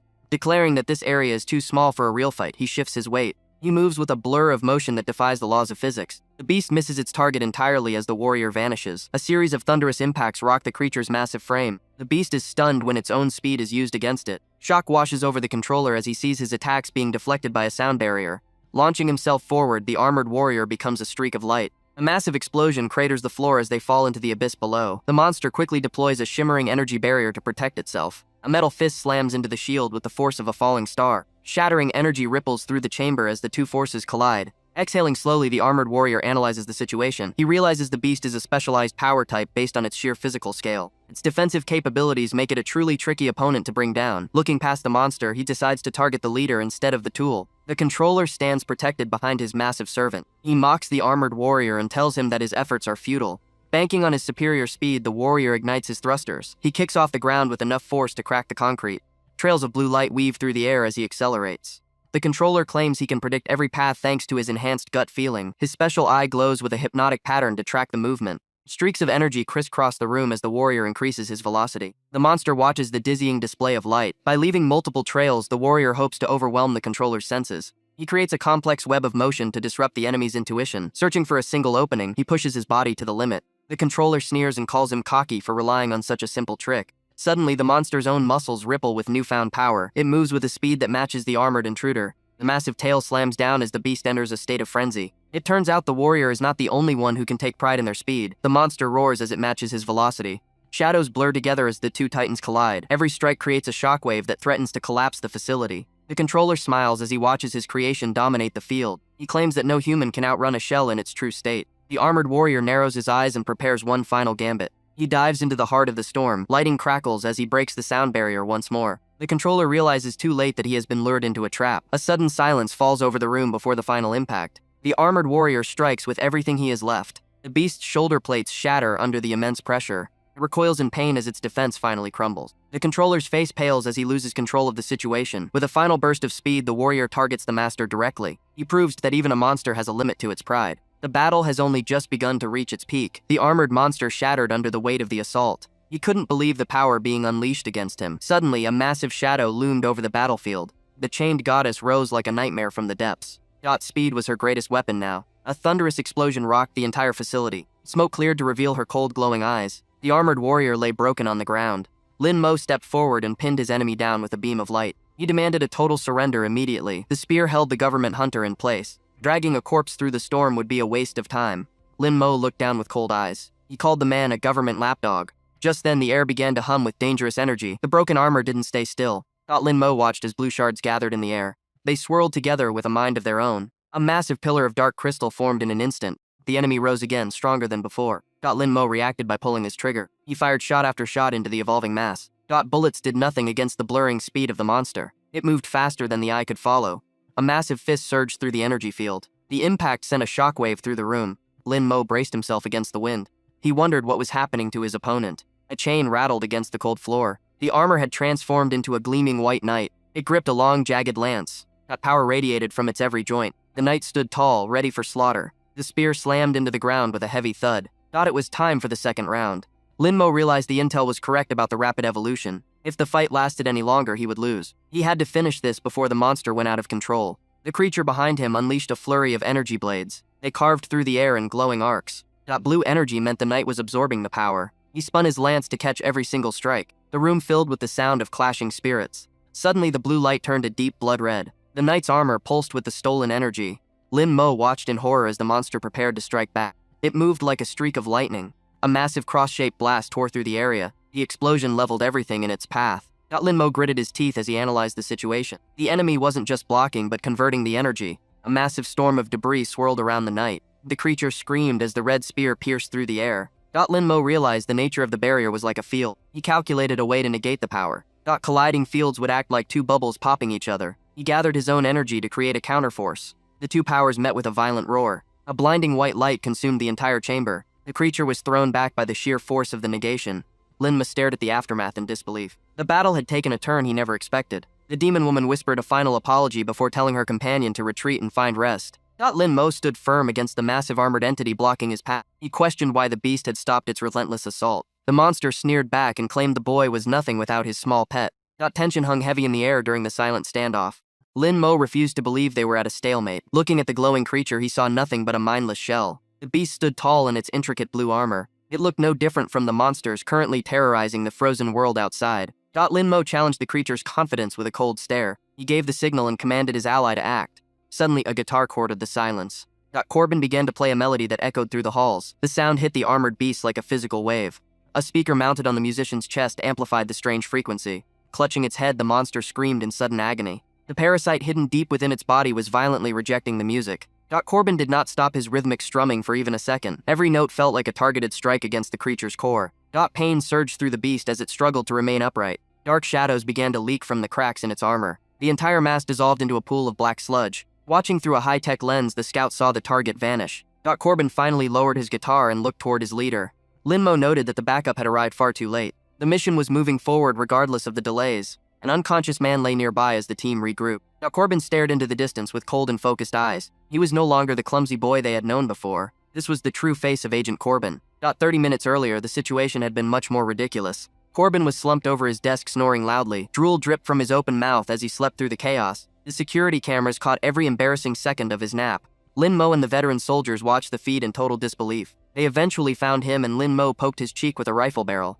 Corbin woke up with a start and immediately threw his hands up. He begged the officers for mercy and claimed he was clean. The boy insisted he had quit his old habits a long time ago. Ignoring the pleas, Lin Mo began reciting a series of activation codes. The words triggered a deep psychological shift in the boy's mind. His eyes glazed over as the sleeper agent personality took hold. Tears and drool fell as his original consciousness was suppressed. Corbin spoke with a robotic tone and confirmed he was reporting for duty. He stood ready as the unit known as 21 Guns. The veteran soldiers watched the transformation with visible shock. They realized this errand boy was actually a highly dangerous secret weapon. Corbin slammed his head onto the desk as the synchronization finished. The team prepared for the final assault despite the technical glitches. Rhodes monitored the situation from the command center with a grim expression. Corbin's eyes snapped open with a lethal new intensity. They needed to arrest Code Zero and save any remaining survivors. Briefing the team, Lin Mo handed over the coordinates for the next phase. They decided to split up to cover more ground before the power failed. Corbin walked down the dark corridors alone with his guitar case. He eventually reached a secure room and spotted a hidden camera. A woman and a small girl looked up at him in confusion. Seeing the logo of the Biological Safety Department, Corbin felt a surge of rage. He drew his handgun and aimed it directly at the woman's head. She recognized him as the errand boy and asked what he was doing. Corbin revealed her true identity as the former captain of a response unit. He called her a goddamn traitor and tightened his grip on the weapon. The woman tried to reach for her own gun as the room exploded with movement. Corbin did not hesitate and fired his weapon into the shadows. Smoke curled from the barrel as the lethal metal cooled. The empty casing clattered against the floorboards with a sharp ring. Fear paralyzed the mother while she shielded her child from the violence. Strands of severed hair lay scattered on the ground like broken promises. A heavy heel crushed the locks into the dirt. Surrender was the only option left. The blonde agent kept his aim steady and cold. He promised the next shot would be for blood. Slowing his breathing, he demanded she raise her hands. The woman turned around with a mocking smirk playing on her lips. She acted like this was all a boring game. Her eyes locked onto him with dangerous recognition. She called him an errand boy. It was as if she knew his deepest secrets better than he did. Confusion flickered across his face for a split second. Suddenly his radio crackled with a desperate report of casualties. Alpha was gone and the others were bleeding out. He needed a doctor. The traitorous woman laughed because she was exactly what he needed. She basked in the chaos she helped create. Deep in the facility, the old man checked his monitors with a heavy heart. His hands were wrapped in stained bandages. He insisted he was fine despite the obvious pain. Switching to a private channel, he prepared to share a dark truth. The tension in the room reached a breaking point. Harsh plastic zip ties bit into the woman's wrists. He pulled her close to remind her of the penalty for treason. She didn't flinch. Instead, she whispered about a betrayal that started long ago. The words Operation Europa hung in the air like a death sentence. His eyes widened as the conspiracy finally took shape. She spoke of Jupiter's moons and the frozen hell they held. A vision of a world encased in ice filled his mind. New York had become a mirror of that distant dead moon. The snow falling outside was just the beginning of a planetary extinction. She claimed it was all part of a prophetic association. But anger finally boiled over and he lunged. He slammed her against the wall with a gun pressed to her temple. Death was only a trigger pull away. They stared at each other with pure hatred. He only spared her because her medical knowledge was vital for Code Zero. Leaning in, he made sure she understood her life was forfeit. The old man watched the feed with a grim expression. A sudden strike silenced the woman's taunts. Darkness swallowed the room as the power flickered. He moved out to find the survivors before it was too late. She stayed behind with a bruised face and a victory in her eyes. Outside, the sky burned a deep, ominous red. Precious cargo lay sedated and masked in the back of the transport. Guards whispered about the danger if the boy ever woke up. The agent took a long drag of his cigarette to steady his nerves. Suppressants were the only thing keeping the monster inside the boy asleep. They looked back at the research that made this capture possible. He approached the unconscious figure with a mix of pity and fear. A soft apology escaped his lips for the life he was stealing. The boy remained trapped in a chemically induced nightmare. Soldiers looked toward the horizon, waiting for their next orders. The veteran asked his comrade why he had even joined this fight. A young soldier stammered, caught off guard by the personal question. The old man knew they were part of a war they couldn't win. A white-haired warrior emerged from the shadows with a rifle in hand. He reported that the shelter in Manhattan was ready for the refugees. Relief washed over the tired men. But the warrior stopped and looked them in the eye. He asked if they had seen any monsters that looked like shells. The young soldier lied through his teeth while sweating profusely. He gripped his weapon tight to hide his shaking hands. The veteran joined the lie to protect their secret. They claimed they hadn't seen anything but the target. The warrior accepted the answer with a suspicious calm. He smiled and told them to keep working together. The transport rolled through the ruins of the city. High above, a voice asked why Jinyu was still waiting. She touched her earring while scanning the crowd below. There was a rat hiding among the sheep, and a wolf was hunting them both. She adjusted her gear with a seductive confidence. Her smile promised a bloodbath in the name of her father. The massive armored transport rumbled through the dying light of the ruined city. Inside the cold cargo hold, a masked prisoner lay strapped tightly to a metal stretcher. A young girl named Maggie stared at the bound man with wide, fearful eyes. Nearby, a doctor and another man sat helplessly with their own wrists bound tight. She could not understand why these kind people were being treated like dangerous criminals. Angrily, the girl pointed a finger at the blonde soldier standing guard. Corbin looked back with a mixture of confusion and pity as she accused him of being just like the guitar guy. Her mother quickly pulled her back, trying to keep her quiet to avoid further trouble. Suddenly, the captive woman with pink hair began to laugh mockingly at their situation. She claimed that only a child could see the ugly truth of their broken country. Her eyes narrowed as she taunted the guards with a sharp, cruel smile. The tension in the cramped space became almost unbearable as the captive continued her insults. In the front of the vehicle, an older soldier took a long, heavy drag from his cigarette. Smoke filled the cabin as he stared out at the ruins of a world he no longer recognized. The driver glanced at his superior, Joanna, noting the grim look on her face. Joanna ignored his concern and asked about the status of the survivors they had picked up. Her bandaged hand trembled slightly, a reminder of the failures she carried with her. Looking out at the desolate skyline, she realized the country could no longer protect anyone. Deciding to verify their identities, she walked toward the back of the transport. Her heart stopped when she locked eyes with the pink-haired captive. Shock washed over her as she realized the woman was Sonia Jo. Sonia waved a gloved hand and made a biting comment about Joanna gaining weight. She laughed at Joanna's demotion from Central Intelligence to a lowly field worker. Every word was designed to cut deep and provoke a violent reaction. Losing her patience, Joanna drew her pistol and aimed it directly at the woman's head. She screamed that she had once treated Sonia as a true friend. Trusting the wrong person had led to her current disgrace and misery. Sonia did not flinch, reminding Joanna that they both knew the risks of seeking the truth. From the driver's cabin, Corbin watched the confrontation through a small slot in the door. He told them to cut it out because a new threat had just appeared on their radar. Someone was tailing the armored truck at high speed. A mysterious motorcycle rider hovered in the distance, closing the gap rapidly. Strange purple energy crackled around the bike as it tore through the snow. Joanna sensed something was terribly wrong with the person approaching them.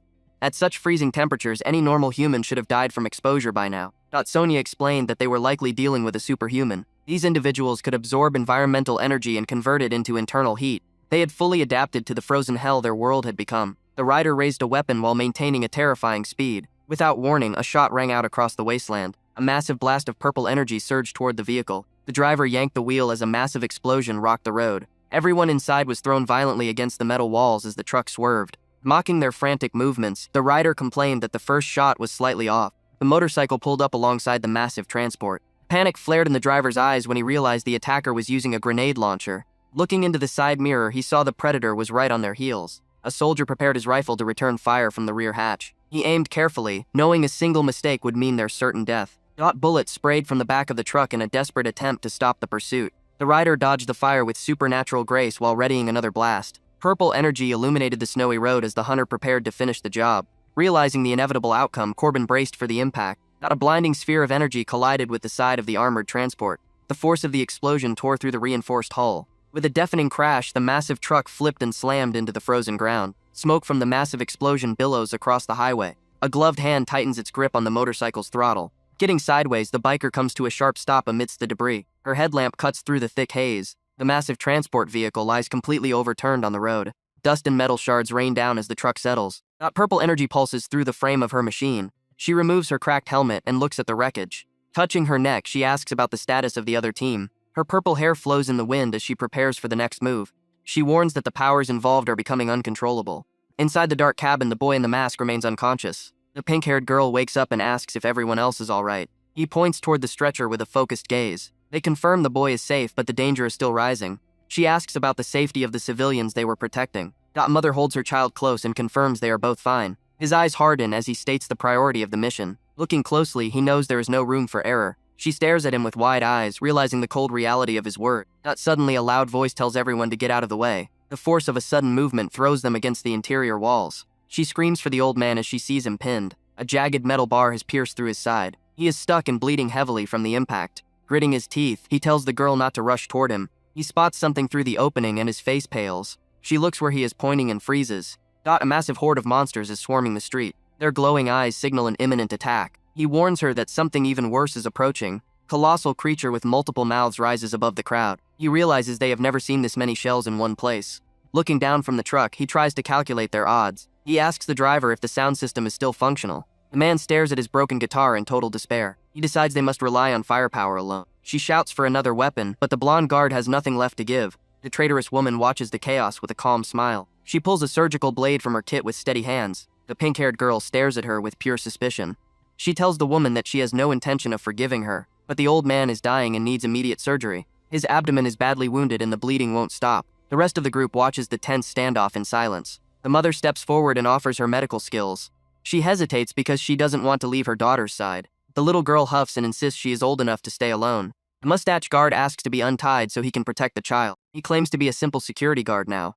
He reminds them that they have survived together before. Suddenly, a monster slams against the window with a roar. Its long fingers scrape against the reinforced glass. A soldier stabs his knife through the gap to kill the beast. He tells everyone to cover their ears immediately. A massive shotgun blast tears through the creature's head. The old man prepares for the agony of the treatment. The traitorous woman begins to work on the deep wound. She realizes the metal bar might have severed a major artery. Outside, the white-haired youth sees a purple light approaching. He remembers the powerful pursuer from the highway. The biker woman draws her sword with a sinister grin. She is a superhuman capable of wiping them all out. She leaps toward the roof of the truck with incredible speed. The crude metal bar is the only thing keeping the wound closed, but the blood still won't stop flowing. Looking at her crimson-soaked hands, she realizes their time in this hellish place is running out. Memories of being powerless and small flood her mind as the pressure mounts. Only one person remains the key to turning this desperate situation around. Watching the smoke curl from her cigarette, the intruder knows her target is within reach. He remains unconscious, unaware that he is the only hope they have left to survive. Suddenly, a blade cuts through the air with lethal precision. Glowing markings flare to life across his face as the threat arrives. They leap back together to avoid the initial strike. A purple flash follows and the barrel of a gun is sliced clean through. Metal shards scatter across the ground as the weapon becomes useless junk. Wearing a mocking smile, the intruder asks why a holy one would protect mere sinners. He levels his remaining weapon and identifies her as a member of the prophetic association.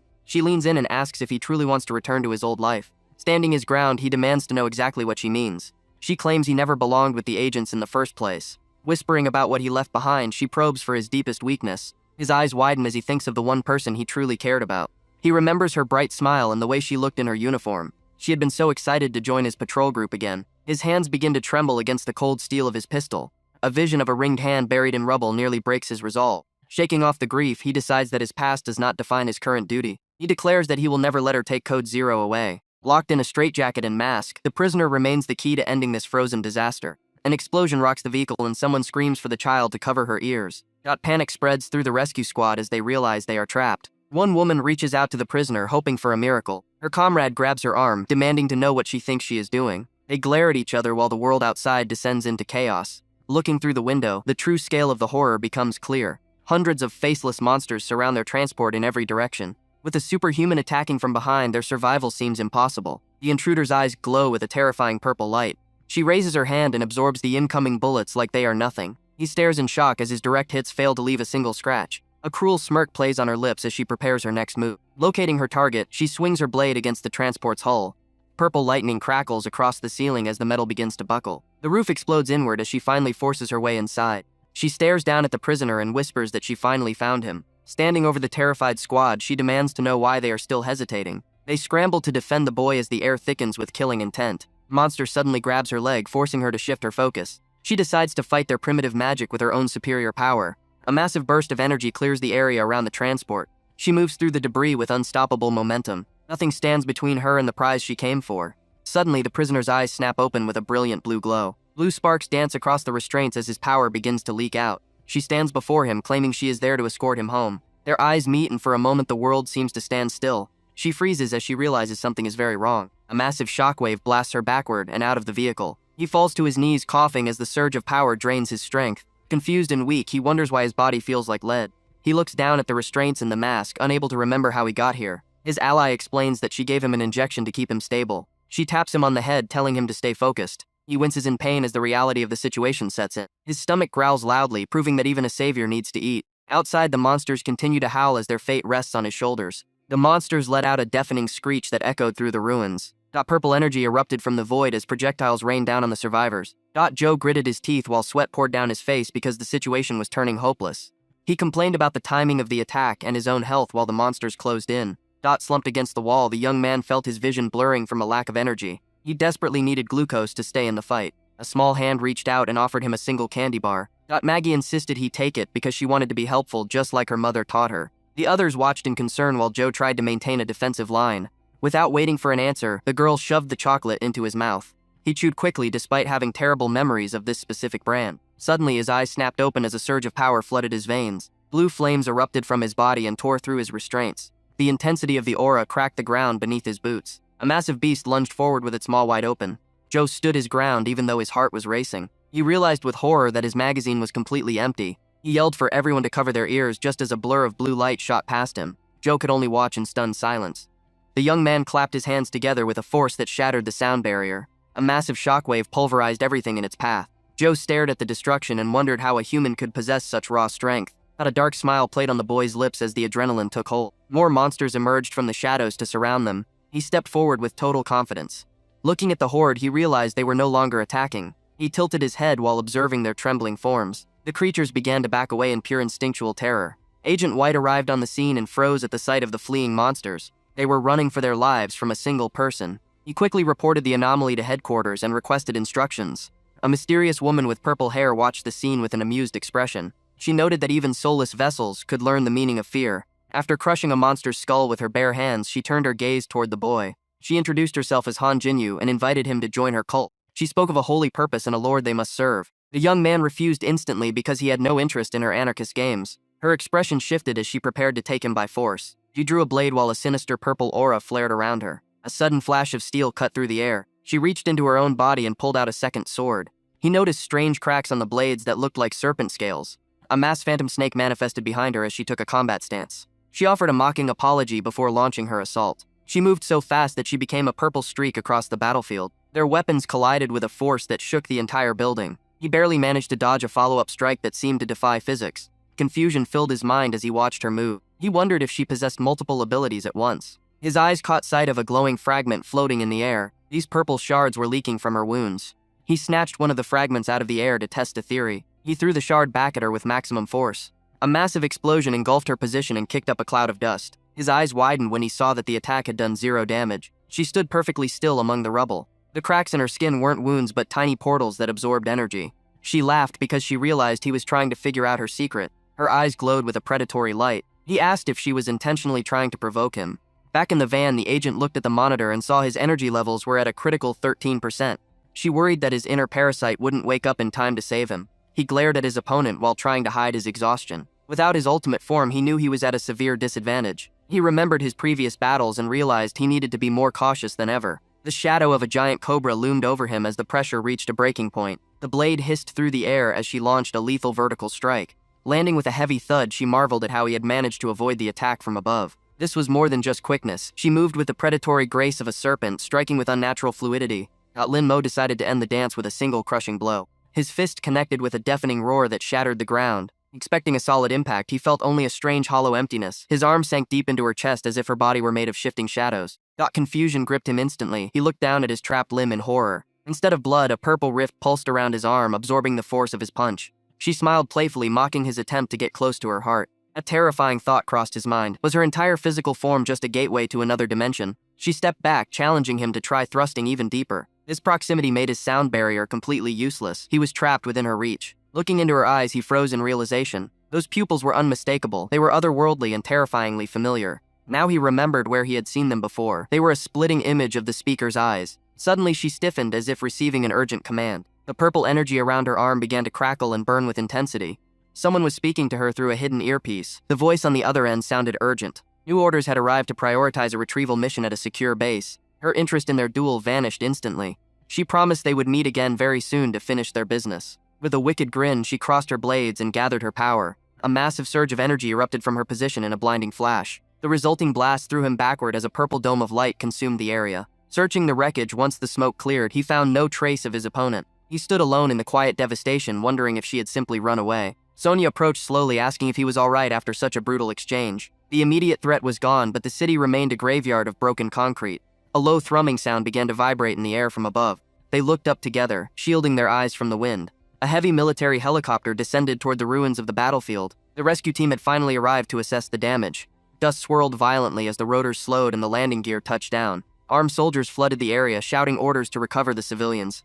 Medics rushed forward with stretchers to stabilize the fallen. Danya watched with a suspicious gaze as a familiar figure stepped out of the craft. She had not expected a high-ranking commander to lead the extraction in person. He saluted the senior officers with practiced discipline and a stern face. More vehicles surrounded the perimeter, blocking any potential escape routes. These were not just common soldiers, but officials from the highest levels of national security. The strategic department head walked forward with a grim, authoritative expression. Beside him stood the head of biochemistry, looking bored by the surrounding chaos. Barbara Ripley casually smoked a cigarette while surveying the carnage of the battle.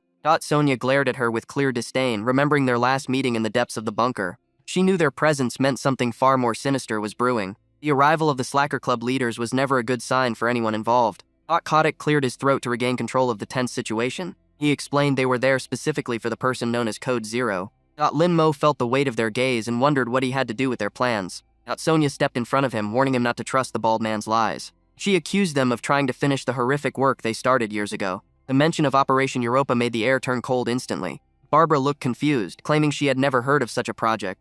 Kotick froze in genuine shock, demanding to know how she knew that forbidden name. His panicked reaction confirmed that Sonia had hit the mark exactly. The bald leader's face twisted in terror at the mention of a forbidden name. Not a smug smile played on the girl's lips because she had finally confirmed her suspicions. Cold fury washed over the man as he looked down at the former agent. High above, a sniper centered his crosshairs directly on her forehead. The trigger clicked. A deadly round whistled through the air. Moving with impossible speed, the test subject intercepted the girl before the bullet could strike. He stood there unfazed while the leader stared in disbelief at the failed assassination.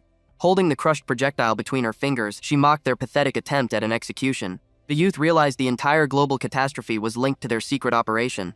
Suddenly, the blonde woman seized the leader by his coat to demand the truth. He refused to speak and simply promised that she would learn everything in time. Guards rushed forward to drag the shouting woman away on his command. Turning to her companion, the doctor warned him that he was still a test subject. She reminded him that his current power was a hollow shell. His eyes widened as the weight of her words settled in. Looking down at his hands, he saw the dark veins pulsing with the strain of his failing body. The leader pointed a trembling finger and ordered his men to kill them both. Soldiers leveled their rifles as the situation turned into a massacre. Surrounded by high-tech weaponry, the pair looked for any possible exit. The youth promised himself that he would never run away again. He grabbed her arm firmly despite her startled expression. Telling her to hold on tight, he prepared to defy the laws of physics once more. Muzzle flashes lit up the night as the soldiers opened fire. A trail of blue energy streaked across the skyline as they leaped over the rooftops. The leader watched them vanish and cursed their incredible speed. Silence fell over the rooftop as the targets disappeared into the darkness. Behind him, the blonde woman returned to vent her frustration. She stood there fuming while the leader looked away in silence. A sharp kick to his backside left the man groaning in agony. He doubled over in pain while the others watched the scene unfold. From the shadows, towering monsters watched the humans bicker among themselves. Below them, the ruined city was a graveyard of frozen buildings. Miles away, the duo crashed through a high-rise window to escape the cold. Shards of glass rained down as they tumbled onto the floor. She asked if he was all right while checking her own injuries. Blue liquid leaked from his eyes and nose as his system began to collapse. She ignored his condition for a moment to scavenge the dark room. Tossing a frozen carton of milk his way, she told him to take it. He stared at the block of ice and wondered how this could possibly help. She pulled out a handgun after discovering a stash of supplies. Nearby, the frozen corpse of a scavenger sat slumped against the wall. It looked like the men in this room had killed each other over these meager resources. She noted that their misfortune was the only reason they were still alive. Hearing those words triggered a flash of dark memories in the boy's mind. Shards of his past flickered before his eyes like broken glass. Seeing his distant stare, she demanded he get his head back in the game. A quick strike to his chest snapped him out of his trance. She began throwing onions and tofu into a pot along with the entire box of milk. He watched the bizarre concoction simmer over the coals with pure disgust. She explained that cooking everything at once was the most efficient use of their time. Staring at the floating leek, he realized she had absolutely no idea how to cook. He wondered if being a brilliant doctor meant she lacked basic life skills. She snapped back that she was a medical professional and not a chef. Since the world was ending, she argued that flavor no longer mattered. Before he could complain again, she shoved a hot potato into his mouth to silence him. The steam from the pot was the only comfort in the freezing air. A figure lurked in the darkness, clutching a baseball bat with trembling hands. Yu ignored the cold and focused on her meal, insisting this was not a social gathering. Her suit flickered with a low-energy warning that threatened their survival. Lin's eyes narrowed as he caught a glimpse of a silhouette moving in the hallway. Yu noticed his shift in posture and immediately sensed the threat. She reached for her sidearm with practiced speed. The barrel was aimed at the shadows before the intruder could even breathe. A terrified girl stood exposed, holding a bat like a clumsy shield. She tried to attack but tripped over her own feet in a blind panic. The impact with the floor echoed through the empty room. Yu kept the weapon steady, her finger resting on the trigger. Death loomed over the girl as she lay helpless on the ground. She begged for mercy, screaming that she was a survivor and not a monster. Her face was a mask of pure desperation and fear. She introduced herself as Penny and explained she was just scavenging for resources. After seeing they were human, she offered to guide them to a nearby sanctuary. Penny's eyes widened as she recognized Lin's face and his distinct earrings. She claimed he was the man from the apartment complex across the street. Lin realized his past self had been much more popular than he imagined. Penny insisted they come with her since they had nowhere else to stay. They followed her to the mouth of a dark subway entrance. The stairs led down into a damp, lightless world. Penny explained the station master had turned the tunnels into a fortress. Yu stared at the walls, noting the strange markings everywhere. She touched the red paint and realized it was still wet. Massive eyes stared back at them alongside promises of divine salvation. Yu whispered that she had encountered these cult symbols before. Lin felt the weight of the silence in the tunnel. The eye on the wall seemed to track their every movement. Blood-red letters declared that the children of God would save them. They finally reached the bottom of the staircase. The subway line had been transformed into a sprawling candlelit base. Lin sensed a deep wrongness buried beneath the surface of this place. A woman in white robes greeted them, her voice full of eerie calm. She spoke of holy ones while looking at Penny's bag of supplies. The rhythmic clicking of high-heeled boots approached from the darkness. Penny's face lit up as the leader of the station arrived. The woman's cap bore the same eye symbol they had seen on the walls. She carried herself with the cold discipline of a high-ranking officer. Her presence commanded absolute silence from everyone in the room. She looked down at Penny, questioning why she had sneaked out again. Penny stammered about quotas and helping her sick brother. She quickly presented the two newcomers as potential recruits. Warned Lin to stay alert and just watch for now. The leader's expression remained unreadable as she called for the usual procedures. She gave a sharp signal to the armed guards standing behind her. Masked men with heavy clubs surrounded the duo instantly. The woman told them to stay calm, claiming it was just a routine check. She stepped close to Lin and forced his head back to inspect him. A strange blue light pulsed within his eye, revealing something inhuman. The leader's eyes nearly popped out of her head in sheer disbelief. She collapsed to her knees, her voice cracking with sudden religious fervor. They had finally found him. The Holy One had returned to lead them. Confusion clouds his mind as he stares at the kneeling woman. Realization hits the doctor instantly because she recognizes the symbols of the prophetic association. The station master looks up with desperate eyes and explains they have waited for the Holy One since the world fell apart. Panic once filled these tunnels when the monsters known as shells arrived. A massive white creature loomed over a terrified mother and child. Suddenly glowing blue chains erupted from the shadows. The Holy Ones descended and bound the beast in a display of divine power. Everyone present bore witness to what they called a miracle. Since that day, the association has gathered survivors who have nowhere else to go. Fear remains because the protectors left and the people worry the shells will return. A specific prophecy kept their hope alive, describing a savior with a halo within his pupil. The station master begs for his help to save the shelter. Rows of survivors stand in the dim light holding candles like a silent prayer. Clinging to hope feels like a heavy burden in such a cruel era. A young woman with glasses steps forward with a solemn expression. She presents a tray with a meager offering for their guest. He looks down at the gift with a sense of grim irony. Scrawled in red over boxes of cereal are the words Holy Supper. Their duty involves risking everything to gather these resources for the association. Looking at the tray, he realizes these people have been turned into slaves. A masked guard quickly silences a survivor who tries to speak out. The station master ignores the tension and tries to convince him to stay for their protection. Seeing the red symbols makes his blood boil because these people are being brainwashed. Standing before the crowd, he feels the weight of being used once again. Rage flickers in his eyes as the manipulation becomes clear. He searches for a way to break the association's hold. The doctor watches him with a look of pure shock. She whispers that exposing the lie will only make the survivors hate him. A confident smirk plays on his lips as he tells her to trust his plan. Confused by his sudden change in demeanor, she asks what he intends to do. He strides toward the station master and asks for her name. Standing inches from her, he confirms that he is indeed their only hope. He offers a devious smile and asks how he can serve the people. Smoke rings drift through the air later that evening. The doctor leans against the wall and listens to his cold strategy. Under his direction, the passenger cars transform into a thriving greenhouse. Survivors smile while carrying crates of fresh vegetables through the warm train. She mocks him by suggesting he should be called the Holy Mother instead. Taking a long drag of her cigarette, she stares at him intensely. He scoffs at the idea of being kind and brushes off her praise. Trust is a word he no longer uses lightly. She watches him in silence as the smoke curls around her face. Happy survivors wave at them while carrying their harvest. He explains that using his powers drains massive amounts of energy.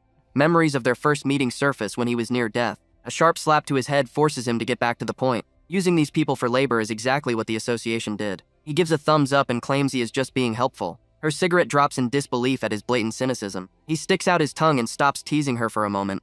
Being too trusting is a mistake he will never repeat. His old world was a nightmare of cruelty, thievery, and murder. Betrayal by those he loved created a never-ending cycle of pain. He admits that trusting the wrong person led to his obsession with the land. He stared ahead with eyes that had seen too much betrayal. Humanity was inherently weak when the world fell apart. People became sensitive and lost themselves in the chaos. Fear turned them into selfish monsters focused only on surviving the next hour. He refused to let history repeat itself in this new reality. Watching him closely, she asked if he truly believed one person could unite the weak through production. Her eyes sparkled with a dangerous curiosity. Suddenly, she reached out and grabbed his face. She leaned in close to ask if that unifying leader was supposed to be him. Heart racing, he told her to stop messing around and speak normally. She did not pull away. Instead, she studied him like a rare specimen and admitted her opinion of him was shifting. A frantic voice shattered the tension as someone screamed about a massive problem. He pulled back just as the door burst open. A heavy thud echoed through the room. Their scout had tripped and landed face first on the cold floor. Gasping for air, she looked up through cracked glasses to report a discovery beneath the rails. The restored power had revealed a hidden maintenance tunnel deep underground. They descended into the dark metallic depths of the station. Massive support beams loomed over them like the ribs of a giant. This was no ordinary tunnel. At the very end of the path, a reinforced steel door stood as a silent guardian. He stood before the threshold and felt the weight of a hidden history. Looking at the markings, he asked if this was really what it seemed. She nodded grimly because the evidence was undeniable. A chilling message was etched into the sight, wishing victory against the coming frost. The truth hit him like a physical blow. The organization knew the world was going to freeze long before the first snowflake fell. Her fist slammed into the console with a heavy thud. Anger flared in her eyes as she stared at the glowing blue tank. She demanded to know how many lives were lost to the organization's secrets. Watching her, he realized her calm mask had finally shattered. He wondered if the NSLB had been tracking superhumans like him for years. The connection between the shells and the facility felt like a tightening noose. He searched her expression for any sign of the woman he knew. Breaking the silence, he asked what was weighing so heavily on her mind. She looked away and claimed she was just caught in the past. Even after everything they had survived together, he realized he barely knew her. He wondered about the real Jo Shuya. She seemed so rational and composed on the surface. Yet underneath, he sensed someone incredibly fragile. Sensing his gaze, she asked why he was staring so intently. He panicked instantly and blurted out a clumsy excuse about his own memories. Suddenly, a loud warning siren echoed through the room. The computer system identified a massive cluster of life signals on the railroad. Looking at the monitor, they saw a crowd of civilians moving through the dark. She leaned in closer to study the blurry footage. Barbara was leading the group directly toward their location. They were estimated to arrive in just 30 minutes. Data streams flickered as the facility prepared for the arrival. She wondered why her old friend was bringing so many people to this dangerous place.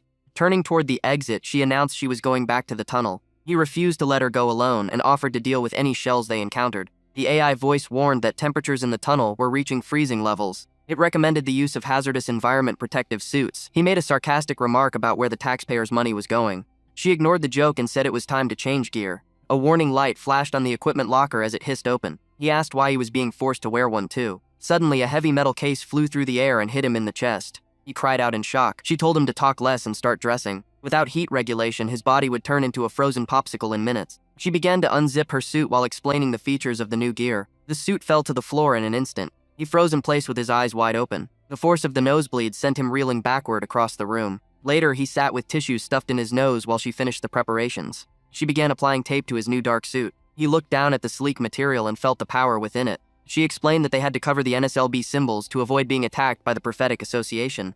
The suit felt like a second layer of skin that preserved his energy. She looked ready for battle with a weapon in her hand. Looking up at her, he felt a surge of confidence. He stood tall in his new gear, ready for whatever was coming. High above them, a surveillance camera tracked their every move through the facility. An emergency broadcast suddenly flashed on the station monitors. Panic spread through the halls as the evacuation orders were issued to everyone in the western sectors. The emergency sirens blared through the cold metal corridors. People scrambled toward the last available transport as the station entered lockdown. Masked guards ushered the panicked crowd away from the western sectors. High above the chaos, a gloved hand pressed the final sequence to seal the tunnels. Hannah stood tall and asked if that was the end of his message. He nodded and thanked her for the help. Then her gaze sharpened as she asked what he really discovered in those dark tunnels. He forced a smile to hide the secret of the hidden base. Mentioning a simple gas leak seemed like the safest lie to tell. She studied his face for any hint of deception. He insisted it was just a safety measure until a full investigation began. Not reaching into her gear, she prepared to give him something important. She handed over a communication device for his journey. He took the radio as she told him to call if the situation changed. Addressing him with a title of respect, she leaned in close. Suddenly, she gripped his shoulder with surprising strength. She confessed that her faith rested entirely on his shoulders. While others only cared for their own survival, she believed he was different. He looked her in the eyes and promised he would stay. Gratitude filled his voice as he prepared to depart. A simple piece of tape marked his gear for the mission ahead. Minutes later, they were running deep into the pitch-black tunnels. The power was dead in this section of the subway. His companion checked the holographic map to confirm their location. Biting down on his flashlight, he reached into an open electrical panel. He worked quickly to restore the connection. With a final adjustment, the wire sparked to life. The overhead lights hummed as they flickered on. They marveled at the sturdy construction of this old line. Moving forward, they kept their footsteps quiet against the concrete. Suddenly, he pulled her back and signaled for absolute silence. He pointed toward the darkness ahead. Staring into the gloom, he saw a group of figures standing perfectly still. They looked like ordinary citizens waiting for a train that would never come. Then he spotted a familiar face in the crowd. Barbara stood among them with her back turned. She looked pale and distant. His companion wondered aloud why a doctor would be standing here with civilians. Thought something felt dangerously wrong. The crowd was no longer moving toward the platform. Barbara remained motionless as they approached. Her legs began to shake violently. A dark, oily shadow pooled beneath her feet. She began to mutter a single word over and over. Horror filled the air as her body started to warp. Her head split open with a sickening sound. Blue fluid sprayed everywhere as her humanity vanished. His companion froze in shock at the sight. Inside the girl, a mass of blue pulsating tissue replaced her organs. It was a trap, he shouted a warning as the monster lunged. A barrage of gunfire cut through the creature before it could strike. Bullets tore through the blue meat and white coat. He looked back in surprise at the speed of the attack. Smoke drifted from the barrel of his companion's weapon. She holstered the gun with cold efficiency. Speed was her only advantage in this nightmare. She lamented her own slow reaction time as if the kill was not enough. The thing on the floor was nothing more than a hollow shell. It had been a perfect mimicry designed to lure them in. She explained that the real Barbara was likely already gone. Suddenly, the other citizens in the crowd began to twitch. They all began to chant the same word in a haunting chorus. Dozens of shells stood up and discarded their human disguises. They were surrounded by a sea of monsters. The creatures revealed their true forms with multiple glowing eyes. Panic started to set in as the odds turned against them. Light explodes from the strange creatures as they prepare to strike. Joanna is caught off guard by the blinding intensity of the glow. Shielding her eyes, she struggles to stay upright while the brightness consumes the tunnel. Her vision blurs as a forgotten memory begins to surface. A simple cross-earring once represented a life she no longer leads. She remembers the day her friends surprised her with a small gift. They had sneaked out of the base just to celebrate her birthday. Even the cake was a fake creation made by the research team. Back then, her smile was genuine and full of warmth. Reality hits hard because Shuya knows he cannot outrun the speed of light. His eyes pulse with a cold and analytical blue energy. Suddenly, dozens of identical women appear and claim to be the real Joanna. Shock freezes him for a second while he tries to spot the difference. The clones scream at each other in a desperate bid for his trust. Standing between them, he realizes a choice must be made instantly. A spray of blood hits the floor near a discarded earring. One of the mimics is sliced open and reveals its hollow nature. Shuya reaches out to catch a flying piece of jewelry. He holds the cross earring and sees the blood of the real Joanna. Everything clicks into place as he stares at the stained metal. Then he radios the doctor to confirm the strategy worked. Joanna smirks despite her injury because she was willing to hurt herself to win. He charges forward. Blue light trails behind. His blades tear through.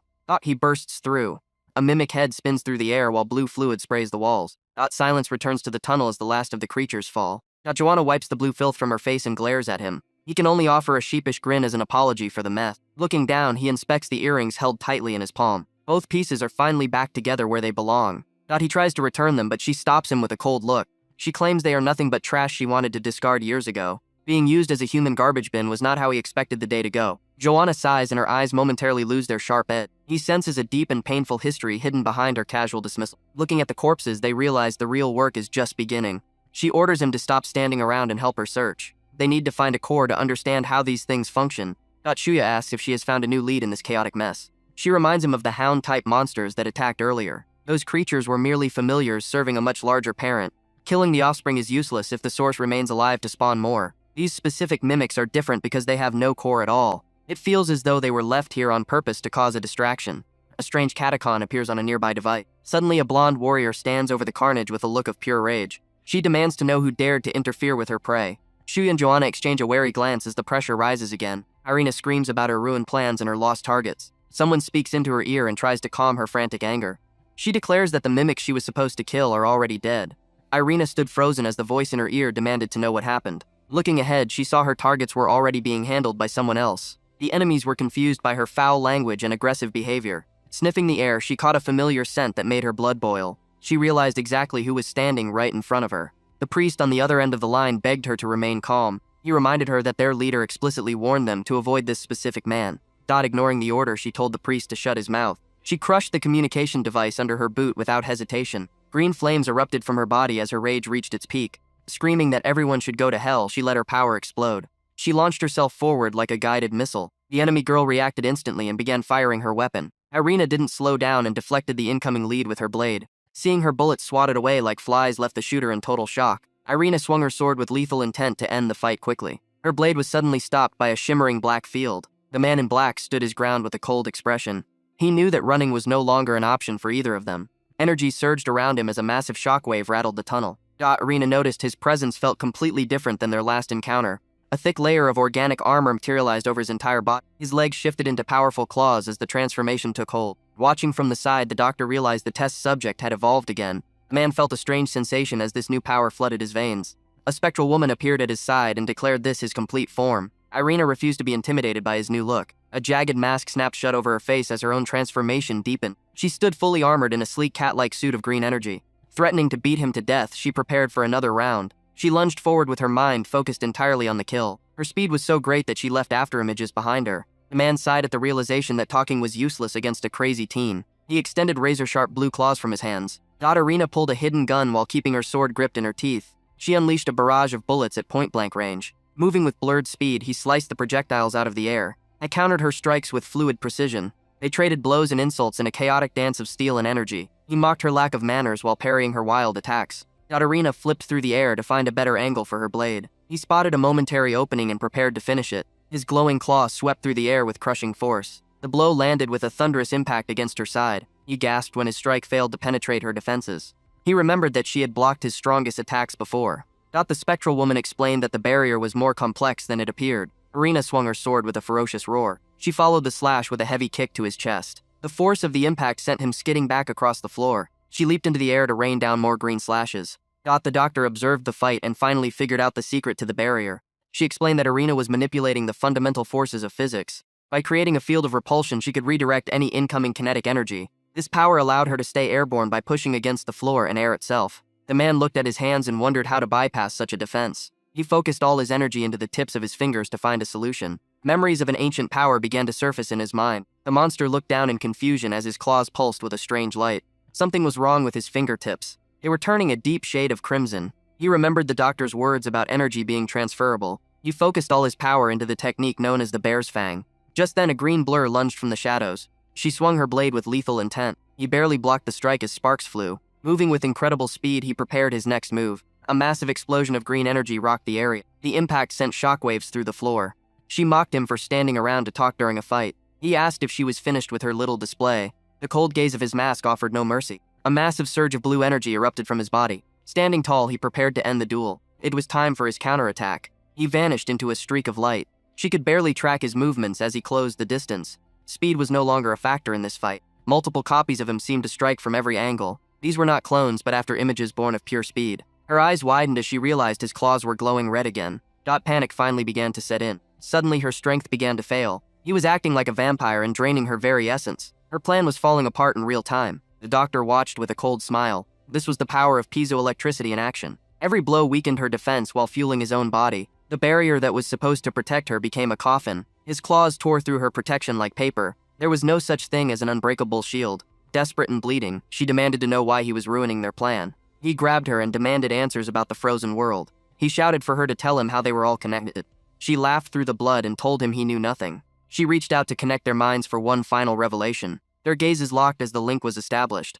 A strange green energy began to assimilate his consciousness. She whispered for him to see for himself. Everything went white as he prepared to see the truth. His vision blurred as a single eye focused on the path. He opened his eyes to a vision of the city before the frost took over.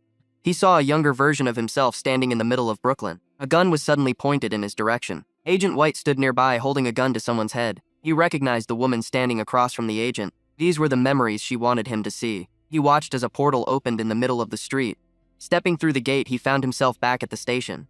A hooded figure stood waiting for him in the darkness. The realization hit him like a physical blow to the chest. The leader of the cult was his own reflection. The astral figure loomed over him like a cosmic nightmare. Lin Mo struggled to understand how this shadow could even exist. He demanded to know the identity of the ghost standing before him. A smug grin pulled at the stranger's lips as he challenged Lin Mo to recognize the truth. Reality hit him with the weight of a mountain. He had been turning his back on the obvious for far too long. His soul claimed ownership of the very body Lin Mo was currently occupying. Heavy chains rattled against a frame that looked exactly like his own. Doc paralyzed his mind as the implication settled in. This half-human shell was the only reason they could meet in this void. Desperate for answers, he asked what the entity was planning to do next. The monster vanished and reappeared behind him in a blur of speed. It whispered a chilling promise to accelerate the freezing of the entire world. Fear gripped his heart at the thought of the coming apocalypse. His vision blurred as the entity claimed his skin would be its final gift. Lin Mo gasped for air as his consciousness slammed back into the physical world. He found himself staring down the enemy who had nearly taken his life. Reacting on pure instinct, he drove a powerful kick into her chest. She flew backward and crashed into the metal floor while coughing up green bile. Before she could recover, he pressed a cold gun barrel against her temple. He growled a demand to know what she meant by accelerating the process. Her eyes widened as she realized she was no longer in control of the situation. Lin Mo tightened his grip and warned her that he would not ask again. His finger rested heavily on the trigger. One twitch would end her life. Shaking with rage, she finally agreed to tell him everything he wanted to know. She revealed their leader was a mysterious figure known only as the Speaker. Her only goal was to return to her own world no matter the cost to this one. The doctor watched from the side with a grim expression on her face. The prisoner laughed through her teeth and mocked their doomed attempts at survival. She screamed that everyone was already dead and they were just waiting for the ice. Turning to her companion, the doctor asked what he made of this madness. Lin Mo kept his eyes locked on the target and stated they would stop them anyway. She cackled at his arrogance and dared him to try and entertain her before she died. He accused her of brainwashing the survivors and turning them into slaves. She did not deny it and claimed the weak were born to serve the strong. Lin Mo pulled a hidden radio from his belt with a confident smirk. The device hummed with active power as he checked the signal. Terror finally replaced her smugness as she realized she had been tricked. He called out to Hannah over the open frequency to check if she was listening. Deep within the control room, Hannah stood ready at the broadcast console. She confirmed that every word of the confession had been sent to the entire subway line. Loudspeakers throughout the tunnels blared the truth for every survivor to hear. The woman slumped against the wall as her influence evaporated in an instant. Masked soldiers stopped in their tracks and realized they were nothing but pawns.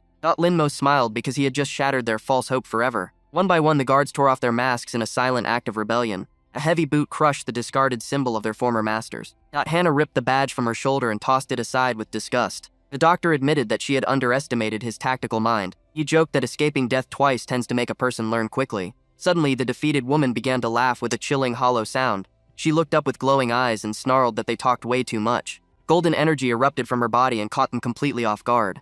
30 minutes earlier, Hannah had received her secret orders to wait for the signal. Hannah stood at attention and waited for the command of her new master. Lin Mo remained silent while he weighed the risks of trusting her. He knew she likely saw through his disguise already. Turning to face her fully, he demanded the absolute truth. He asked if she truly believed in the divine authority of the prophetic association. She hesitated and began to give the standard scripted response of a loyal soldier. Lin Mo cut her off with a piercing gaze that demanded sincerity. His eyes burned with an intensity that left no room for lies. Hannah froze under the sudden pressure. Finally, she broke her professional facade and confessed her true feelings. She explained how the previous leaders had used faith as a weapon to enslave them. Her voice trembled with years of suppressed resentment toward her captors. Lin Mo watched her closely and realized her strength outweighed her self-doubt. Without her leadership, the station would have descended into absolute chaos long ago. She was a survivor looking for a way to break her chains. Lin Mo told her to follow his lead because he had a plan to expose the truth. He dropped the act and shared his real name for the first time. Meanwhile, the memory of past failures still haunted the outskirts of the station. Soldiers had opened fire on a fleeing girl without a moment of hesitation. Her body was torn apart by lead before a mysterious light intervened. A powerful shield flickered into existence just as the killing blow landed. The attackers looked on in disbelief as their prey survived. Suddenly, a massive surge of energy leveled the area. Dust and debris filled the air. The combatants were tossed aside. Lin Mo emerged from the wreckage. He scanned for remaining threats. Smoke rose from the ground where the blast had centered. They stood amidst the ruins and searched for the source of the power. Looking at the collapsed tunnel, he realized the enemy had used a teleportation ability to escape. His partner remained silent while she processed the narrow escape. Miles away, a man in white walked through the freezing snow. He left a trail of blood behind him as he approached a fallen comrade. Cross looked down at Arena and offered a shallow apology for her state. Despite her wounds, she raised a defiant hand to show her disgust. She struggled to speak and begged him not to reveal her failure to the others. Back at the station, the atmosphere turned thick with hostility. The refugees stared at Lin Mo with eyes full of cold suspicion. When he tried to approach them, the crowd recoiled in fear. He couldn't understand why they were suddenly treating him like a monster. His companion pointed out the obvious truth of their situation. They walked through the parting crowd while the tension reached a breaking point. Lin Mo realized that losing faith had left these people with nothing but paranoia. Every step he took felt like he was walking on a knife's edge. In the end times, suspicion was a survival instinct that couldn't be turned off. He tried to explain that the association had orchestrated the monster attack as a performance. He promised them that he was different from the tyrants of the past. A young man stepped forward and shouted his defiance at the supposedly holy one. Lin Mo looked into their fearful faces and felt a wave of frustration. He only wanted to provide safety and order in this dying world. The crowd demanded proof of his intentions while his partner considered using force. Lin Mo knew that violence would only deepen their terror. His partner asked what his next move would be. If he didn't find a way to reach them, the community would destroy itself from within. Suddenly, a deafening crack shattered the silence. Hannah fired a round into the ceiling and ordered the mob to shut their mouths. Hannah stepped before the restless crowd and called for silence. Looking at the desperate faces, she announced she had something vital to share. She spoke of a promised Messiah who would descend when destruction rained from the heavens. Perhaps that savior had been standing among them all along, hidden in plain sight.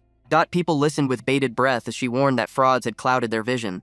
Watching from the side, Lin Mo wondered what game she was playing. This message of unconditional love resonated deeply with the broken survivors. Hope began to flicker in eyes that had seen only darkness. Another woman looked on, feeling the weight of the Lord's supposed love. The crowd erupted in a unified chant of devotion as a beam of light struck the floor. Turning her gaze back to them, she asked who their true Messiah was. She reminded them of the one who brought food when they were starving. He was the source of warmth during the freezing frost. Standing directly in front of Lin Mo, she signaled the end of their search. He was the one sent to save them all. Lin Mo realized her plan was to turn him into a living icon. Suddenly, a girl pointed at him and shouted that he was the one. He had fixed the heaters and solved the food shortage. Hannah officially presented him as the light in their darkest hour. Desperate hands reached out to touch the man they now called their savior. They swarmed him with cries of worship. Hannah watched the chaos with a satisfied, knowing expression. The subway echoed with the name of the Messiah until the world seemed to fade into that single title. Once the fervor died down, the station finally returned to a tense quiet. Lin Mo approached Hannah to thank her for defusing the riot. She stopped him with a sharp question, asking if she was speaking to the man or the legend. He felt a chill, wondering if she was testing his ego. With a humble smile, he insisted he was just a human like everyone else. She noted his difference from other leaders with a smirk. As they shook hands, her tone shifted to a serious warning. The grip was firm, signaling a shift in their alliance. She explained that the masses only understood the language of faith. Lin Mo processed the weight of her words. Most refugees came from religious backgrounds, so leading them required speaking their perspective. Fools only saw despair, but she believed the wise saw the truth of their situation. Dr. Joe watched the exchange with a skeptical eye. Lin Mo felt overwhelmed by the sudden philosophical depth. Excusing herself, Hannah left to attend to other duties. The two companions stood alone on the platform. Joe teased him about his new divine status, but the mood remained heavy. Returning to the control center, the logo of the eyes machine glowed on the monitors. Joe asked what their next move should be. They knew the current balance in the subway was fragile and could break at any moment. Lin Mo revealed he had already analyzed the floor plans for a permanent solution. He found a hidden section designed for disaster relief. It contained a full power system and medical units, making it the perfect bunker. While planning the move, his thoughts drifted to friends in Manhattan. Suddenly a red alert flashed across the screen. Static filled the monitors until a familiar face appeared. Lin Mo and Joe froze in horror at the sight. It was little Maggie, sobbing and begging for help because she was trapped by monsters. New York's Chinatown glows under the festive lights of a New Year celebration. Red lanterns sway above the crowded streets as the sounds of laughter and music fill the air. Inside a cluttered office, a ringing phone cuts through the holiday peace. A hand emerges from a pile of blankets to silence the persistent noise. Lin Mo answers with a tired yawn and asks what the caller wants. On the other end, Sonia Jo walks through the city with a playful smirk. She is surprised he actually picked up the phone. Flattery is her first weapon as she calls him the best investigator in the district. Lin Mo pours a fresh cup of coffee while listening to her suspicious praise. He demands she stop being vague and get to the point. Outside, the celebration continues with a massive dragon parade. Lin Mo threatens to hang up because he refuses to take cases during the holidays. Sonia quickly switches to a pleading tone and claims it is an absolute emergency. He refuses to be tricked again and starts to walk away. Just then, she mentions the reward is enough to clear his massive debt. The memory of a terrifying debt collector flashes through his mind. Desperation takes over and he immediately asks where they should meet. They gather at a traditional restaurant where a man introduces himself as the manager of a famous streamer.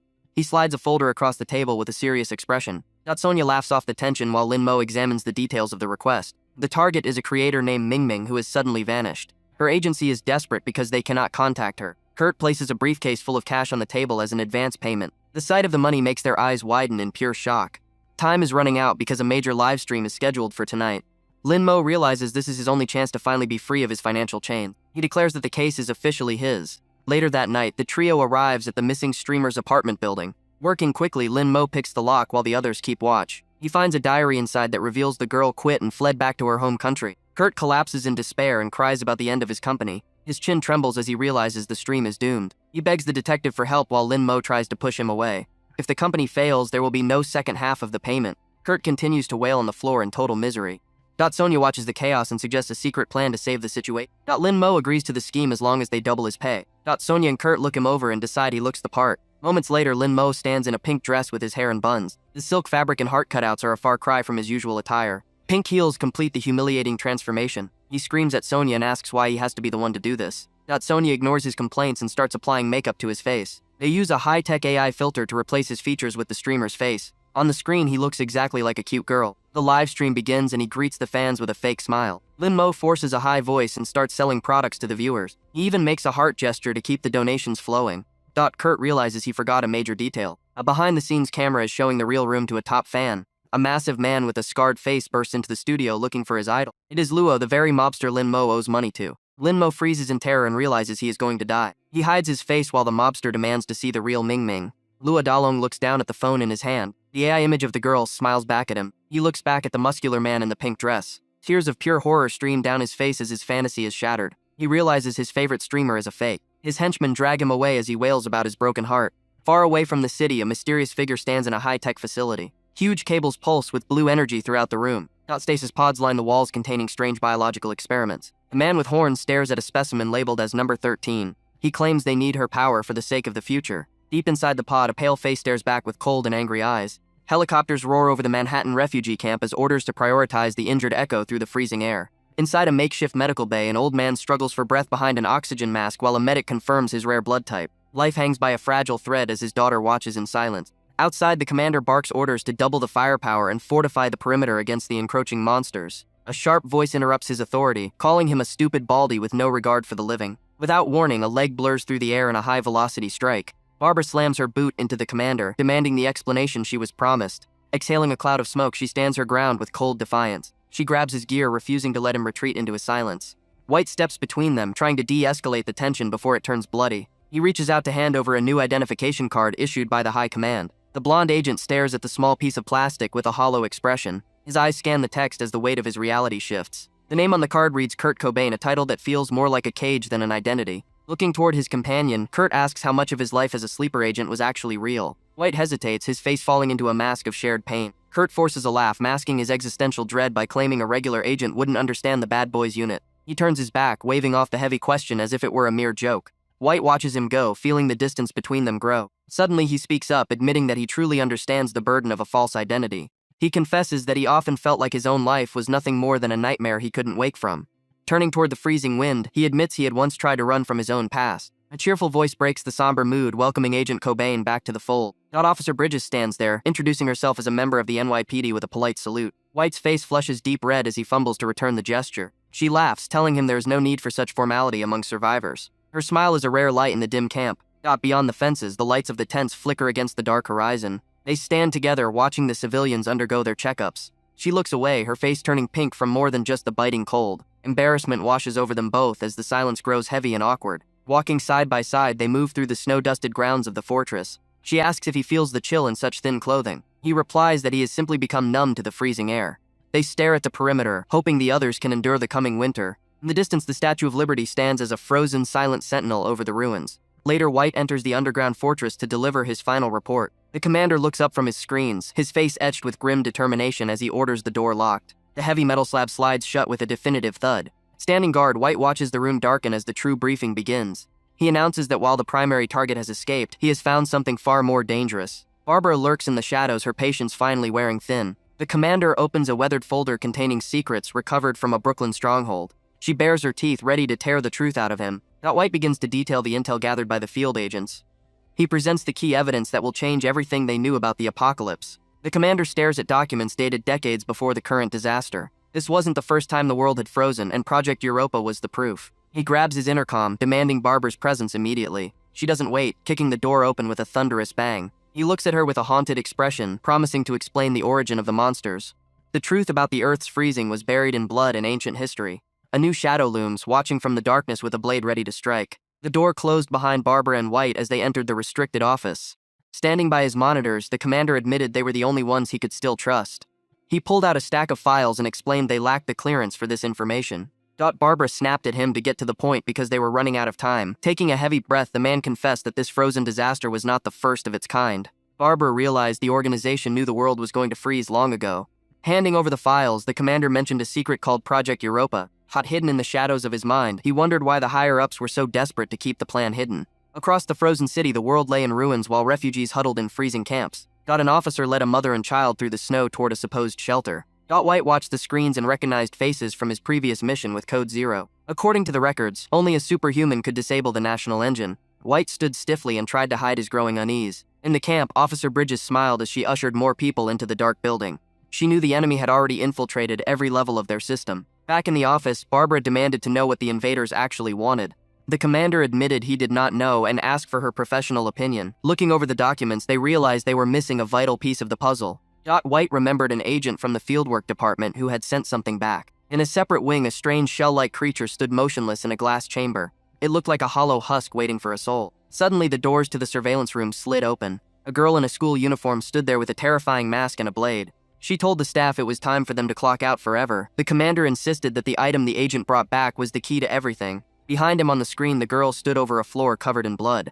Reaching out, she pressed the release button on the console. The containment doors hissed open to reveal the creature. Its body split down the middle and began to unravel into a mass of blue fibers. It struggled to pull itself through the doorway as it birthed new forms. The girl watched the familiars emerge and noted they looked exactly like their parents.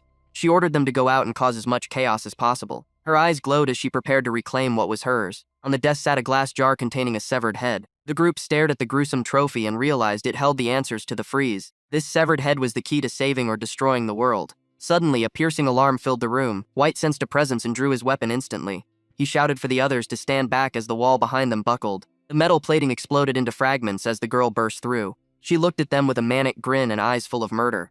White did not hesitate and pulled the trigger. Moving like a blur, she deflected every bullet with her glowing blade. Mocking his efforts, she told him he should not just stand around. She lunged forward with a look of pure insanity. Outside, the staff began to scream in terror as the monsters arrived. Panic spread through the halls of the headquarters as everyone realized they were trapped. In the refugee camp, the sound of gunfire erupted as the betrayal turned into a massacre. Total slaughter fills the freezing streets. Civilians and colleagues tear each other apart without a shred of mercy. Desperate men beg for their lives while claiming they are still human. Soldiers watch through their scopes with trembling fingers. They cannot distinguish between man and beast anymore. Blood sprays across the cold snow as the transformation takes hold. A man collapses when his own body begins to betray him. Standing over a fallen victim, a crazed survivor raises a heavy axe. He ignores the desperate pleas for mercy. The blade bites deep into a skull and shatters it. He does not care who is a monster and who is innocent. To him, anyone can turn at any second. Only the cold-blooded deserve to live in this new world. He smiles with a madness that rivals the monsters themselves. A police officer watches the carnage with grim determination. She pulls the trigger without a moment of hesitation. Bullets rip through the madman's chest in quick succession. He refuses to fall even as the metal pierces his skin. She stands her ground while the world collapses around her. Everything is falling into total ruin. A crowd of mindless husks begins to close in from the shadows. She orders a mother and child to find a place to hide immediately. The woman asks if the officer will be okay alone. Flashing a brave smile, the officer reminds them she is still a cop. Protecting people is the only job she has left to do. She fires into the darkness while the pair escapes. Monsters masquerading as men whisper their lies through the tents. These creatures can mimic human appearance perfectly. High above the carnage, a man in a white hat adjusts his brim. Their twisted plan is finally reaching its peak. A young girl approaches him with a bored expression. She stands on the edge of a container overlooking the death below. Shifting the weight in her hands, she hands over a glass jar. It contains a severed head that serves as their 13th subject. She has finished the task the boss gave her. He instructs her to use the mimics to spread even more chaos. Blank-faced puppets wait for their orders in the snow. With a golden glow, the mastermind prepares to move. He vanishes into the light to find a new target. The mother and child find a small gap between heavy containers. She prays this spot will be safe enough for them to survive. Shazos move through the alleyways searching for fresh meat. Knowing time is up, the mother tells her daughter to be a good girl. She tucks the child away in a dark corner behind some machinery. Tears stream down her face as she prepares to say goodbye. Maggie is a good child and she must stay silent. The little girl stares out from the darkness in terrified silence. Leading the monsters away is the only way to save her daughter. The mother screams to draw their attention toward herself. She runs into the freezing night to keep them away from the hiding spot. Inside the dark container, a phone screen lights up the girl's face. A remote connection signal blinks rapidly on the display. Maggie trembles as she looks at the strange device. With shaking hands, she taps the glowing screen. She whispers her name into the transmitter with a cracking voice. She begs for someone to come and save them from the dark. Back in the narrow corridor, the officer is running out of bullets. She looks up at the sky and asks for a miracle. The mob is only inches away from her throat. Suddenly, a brilliant blue light shatters the darkness above. The monsters freeze in terror as the air begins to hum. He gasps as the pressure changes in an instant. A massive blue figure crashes down from the heavens like a comet. The impact sends the monsters flying in every direction. Determined to find the truth, she monitors the screens as the system tracks a distress signal through the darkness. Most systems remain offline, but a rough approximation of the signal appears over a holographic map of Manhattan. Narrowing the search area proves difficult with the limited data available. The signal seems to originate from an unregistered facility belonging to the security department. Not realizing the danger, she concludes that the department is likely working for their enemy now. She commands the system to save a waypoint at a nearby logistics base. Her partner watches the screen with a look of mild annoyance at the nickname she uses. After a moment, she transmits the coordinates directly to his suit. He questions if the protective gear is truly capable of such advanced navigation. The system calculates an ideal path through an emergency maintenance tunnel. Following that, he will need to navigate the abandoned civilian railroad tunnels to reach the target. She smiles and tells him that the rest of the mission is his responsibility. As he prepares to leave, she whispers that he might be their messiah. Suddenly, blue light explodes as his transformation takes hold. His face becomes a jagged mask of alien armor and glowing. A young officer watches from behind a crate, her eyes wide with pure terror. Rain pours over his dark, hulking frame as he stands in the center of the yard. He turns his head, his predatory gaze locking onto her position. Trembling, she raises her pistol and aims it at the center of his head. He stands perfectly still as she holds her breath. Not a human voice comes from the monster, assuring her that he is not one of the creatures. She gasps in shock at the realization that a man lives inside the armor. Movement in the shadows catches his attention as a group of hostiles approaches. Not these figures move with an eerie, possessed rhythm. He tells the officer to stand back because he intends to handle them alone. Blue energy crackles along his claws as he prepares to lunge. He moves like a blur, shredding through the attackers in a single violent motion. The officer can only stare at the carnage in absolute awe. Seeing his massive wings spread against the dark sky, she asks if he is an angel. Inside a nearby container, a little girl named Maggie hears a familiar voice. She looks at her phone with a glimmer of hope in her eyes. A man calls out to her, telling her to stay away from the door. Claws slice through the heavy metal as if it were paper. The door is ripped open and Maggie hides behind a bunk in fear. Recognition hits her instantly when she sees the man standing in the light. He steps into the container, his armored suit gleaming. A gentle smile crosses his face as he greets the young girl. She shouts for him and runs forward with all her might. Maggie leaps into his arms, squeezing him so hard he can barely breathe. She asks about the bad people, and he explains that the monsters have been chased away. Outside, the frozen remains of a creature lie broken on a crate. Maggie looks up at him and asks if he has seen her mother. He remembers the other neighbors and hopes they are still alive since their bodies were missing. But escorting two people to safety through the chaos seems like an impossible task. The officer suggests heading toward Liberty Island for evacuation.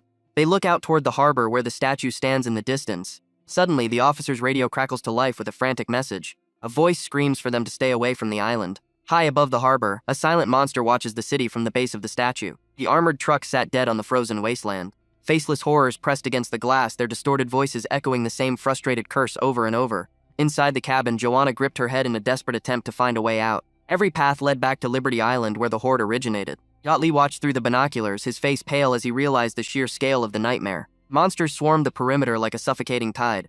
Panic finally snapped the mother sitting in the back.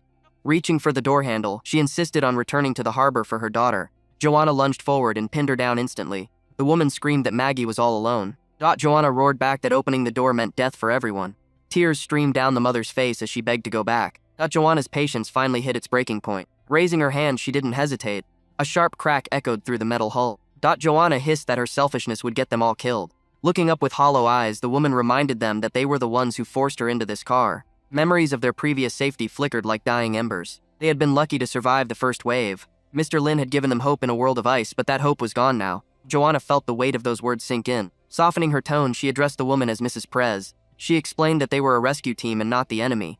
It was their duty to protect her. Joanna truly wanted to help, even if her methods were harsh. Admitting she overreacted, she offered a silent olive branch. Mrs. Perez looked away, her voice small as she apologized in return. Joanna decided it was time for a gamble. She reached for the radio, hoping for any sign of life. Static hissed through the speakers, carrying a broken message about a civilian. Far away at the harbor, a desperate group called out for assistance. Mrs. Perez froze when a tiny familiar voice asked for her mommy. She grabbed the radio and screamed her daughter's name. The signal flickered one last time. Then the device went cold. The connection was dead. Joanna promised that they would find a way to stay safe. Suddenly, Lee shouted that the situation was changing. The monsters outside began to thrash with sudden agitation. A low, rhythmic rumble started vibrating through the floorboards. The sound of a heavy engine grew louder with every second.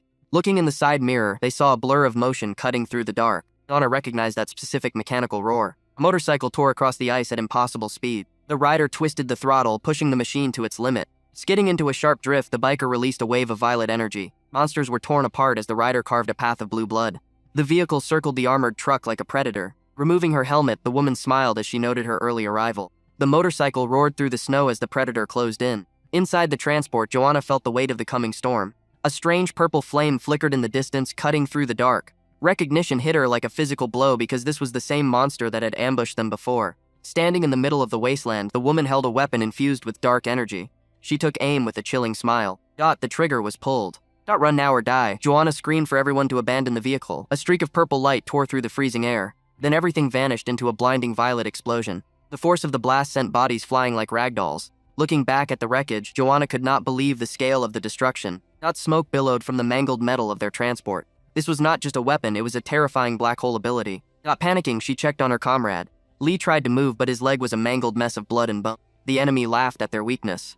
She did not understand why her leader wanted to wipe out such pathetic mortals. Joanna promised Lee he would be fine, even as her own heart hammered against her ribs. The monster did not care for mercy. Drawing a blade, she prepared to finish the job. Joanna stood her ground and aimed her pistol. She would cover him until her last breath. Bullet after bullet flew toward the target. The enemy just stood there. She suggested they stop resisting because it was useless. Lead shells bounced off her energy field as if they were toys. The shells hit the ground, spent and wasted. With a sadistic grin, the woman taunted them that no one was coming to save them. Then the worst sound possible echoed in the snow. Click. Joanna was out of ammo. The monster relaxed, joking about her own age catching up to her. Suddenly, a massive shadow loomed behind her. A heavy vehicle smashed into the enemy at full speed. The impact shattered the ground and sent the woman tumbling into the distance. Joanna stared in disbelief at the sudden intervention. It was a rescue squad vehicle, but it should not be here. Inside, the driver was just as confused about the collision. High above on the roof, a figure stood amidst the swirling energy. Lin had arrived. By using his acceleration powers on the truck, he had turned it into a high-speed battering ram. He looked down at the survivors with calm eyes. He recognized the faces in the snow. Seeing the agents were safe brought a small moment of relief. He greeted them, his voice steady despite the chaos. Joanna froze when she saw his face. It was Code Zero, the wanted man. Instinct took over and she leveled her gun at him. She could not risk her team even if he just saved them. Maggie rushed forward to stop the violence. She begged her superior to listen.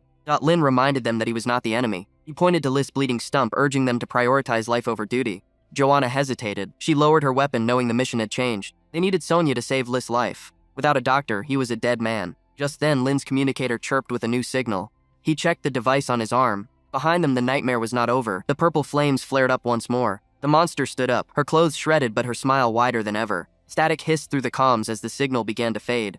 Lin called out for Dr. Sonia but received only the sound of interference. Realizing the connection was lost, he lowered his hand in frustration. The truck began to pull away into the snowy distance. Its passengers shouted their thanks and promised to see him later. A heavy metal door slammed shut with a resounding bang. Standing alone in the freezing wind, he watched them leave. Everything seemed quiet for a fleeting moment. Suddenly, a jagged purple rift tore through the air behind him. His eyes widened as his internal sensors detected a massive surge of energy. A katana wrapped in dark violet flames thudded into the ground. Lin stared at the weapon as the snow around it vaporized instantly. Behind him, a woman stepped out from the shadows. She asked where he thought he was going with a calm, deadly voice, her face twisted into a cruel, manic grin. Recognizing her immediately, he cursed himself for forgetting she was still on his trail. She declared that he was not going anywhere today. 2 heavy pistols appeared in her hands as she prepared to fire. Purple energy surged through her tattered clothes. Lin turned and screamed for the driver to start the engine. Not inside the cab, the woman frantically gripped the steering wheel. The massive tires spun against the ice with a deafening roar.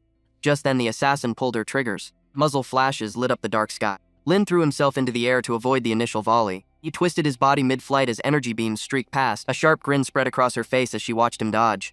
Panic flared in his mind as he realized the trap. She was not aiming for his body at all. The projectile streaked toward the katana embedded in the ground. Multiple impacts struck the blade simultaneously. A violent chain reaction of purple energy ignited the air. The resulting explosion tore through the battlefield. Lin was thrown backward by the sheer force of the shockwave. The blast hit the armored truck with terrifying power. It lifted the massive vehicle off the ground like a toy. Those inside were tossed against the metal walls in a blur of motion. Gasping for air, Lin struggled to understand the nature of her ability. The truck skidded toward the edge of a jagged precipice.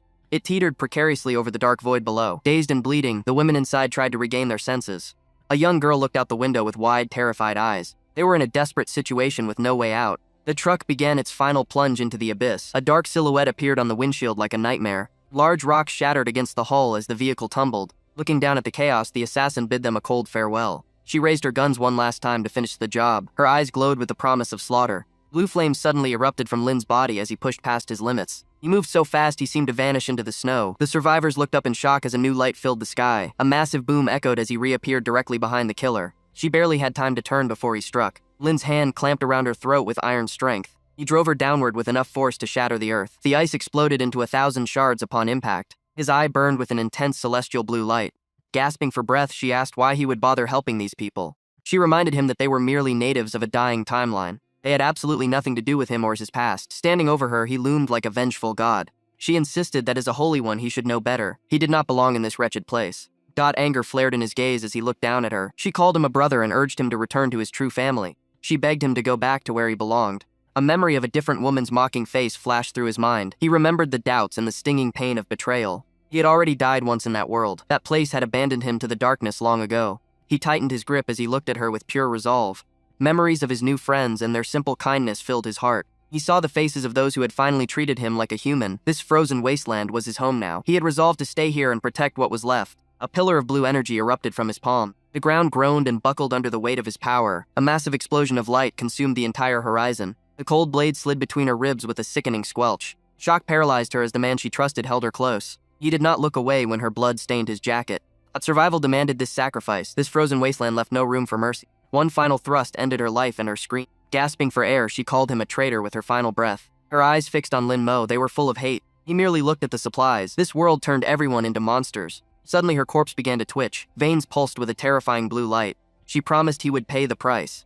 Skin tore bones and reshaped. A massive shadow loomed over the panicked man. The thing that was once a girl became a nightmare. He realized too late it was a white skin. It lunged forward, it swallowed his gear and coiled around his body. The creature whispered that everything was hers now. Otnet let out a bone-chilling shriek. An explosion of ice shattered the ground. Amidst the chaos, a figure stood tall with glowing eyes. Dark serpents of energy hissed around him. They were shadows of pure malice. The ground groaned under the weight of the coming storm. A sphere of purple light erupted. It consumed everything in its path. Debris rained down on the frozen plains. He sighed at the predictability of it all. Above him, a new horror materialized. She looked down with multiple eyes. She recognized the strength in the one who had hurt her kin. Suddenly, the ground gave way beneath the transport vehicle. Inside, the crew screamed as the controls went dead. The door was jammed. They were trapped in a metal coffin. Gravity took hold. The massive machine slid toward the abyss. It tipped over the edge. The hero watched the descent. He knew the people inside were doomed. Maggie clutched the child tight. She braced for the impact. He moved like a streak of lightning. His hand slammed into the metal. The screech of tearing steel echoed. A massive bang shook the frame. The falling stopped. Silence followed the chaos. His claws dug deep into the hull. They were moving again, but this time they were going up. He roared with the effort. Every muscle in his body burned. He lifted the entire transport toward safety. Just then, the purple snakes struck. They bit into his back. They injected venom into his veins. He gritted his teeth, he refused to let go. The monster mocked him. She called him her brother. She laughed at his foolish attempt to be a hero. He was nothing but a child playing a game. That purple energy pulsed through his chest. She watched his agony with a cruel smile. His grip tightened on the vehicle. He would not let them fall. She offered him a deadly ultimatum. He could drop the humans and save himself, or he could hold on and be consumed by her poison. The toxins began to crack his skin. Death was creeping in. Agony ripples through his body like a million burning blades. This poison feels like it is tearing his very soul apart. Spatial distortion warps the air around his head. Memory floods back of a snake from his dark past. That creature was exactly like this current nightmare. Thinking back to that day, the fangs sank deep into his flesh. Blood sprayed everywhere as the venom took hold. He fought back with pure desperation. He swung his knife with every ounce of strength remaining. That metal sliced through scales. Blue blood mingled with his own red stains in the air. A final strike landed. The serpent shrieked and recoiled in its final moments. It retreated into the shadows of the cold stairwell. Panic gripped his chest as he realized the danger. He was trapped and slowly dying. Losing his weapon made the situation feel hopeless. The pain intensified with every heartbeat. Thick blood coated his hand. It dripped steadily onto the concrete below. Sitting alone on the stairs, he tried to patch the wound. Today was the absolute worst day of his life. A heavy sigh escaped his lips. Exhaustion weighed more than the injury itself. Worry for his friends gnawed at his mind. They would be so angry with his recklessness if they saw him now. Suddenly, a voice echoed in the darkness. He looked up in total shock. A shadowy figure loomed over his broken body. It asked if he regretted his past betrayals. The silhouette mocked his survival. It claimed he only lived by stabbing others in the back. A bitter smile crossed his face despite the pain. Survival was the only thing that mattered in this dying world. He believes there are only two choices left for anyone. One must either be the hunter or be the hunted. The shadow questioned his logic. He had abandoned stable resources for a short-term gain. It whispered that he knew the truth all along. Guilt flashed in his eyes for a split second. The dark presence seemed to consume the entire room. It told him that he always had more than just two options.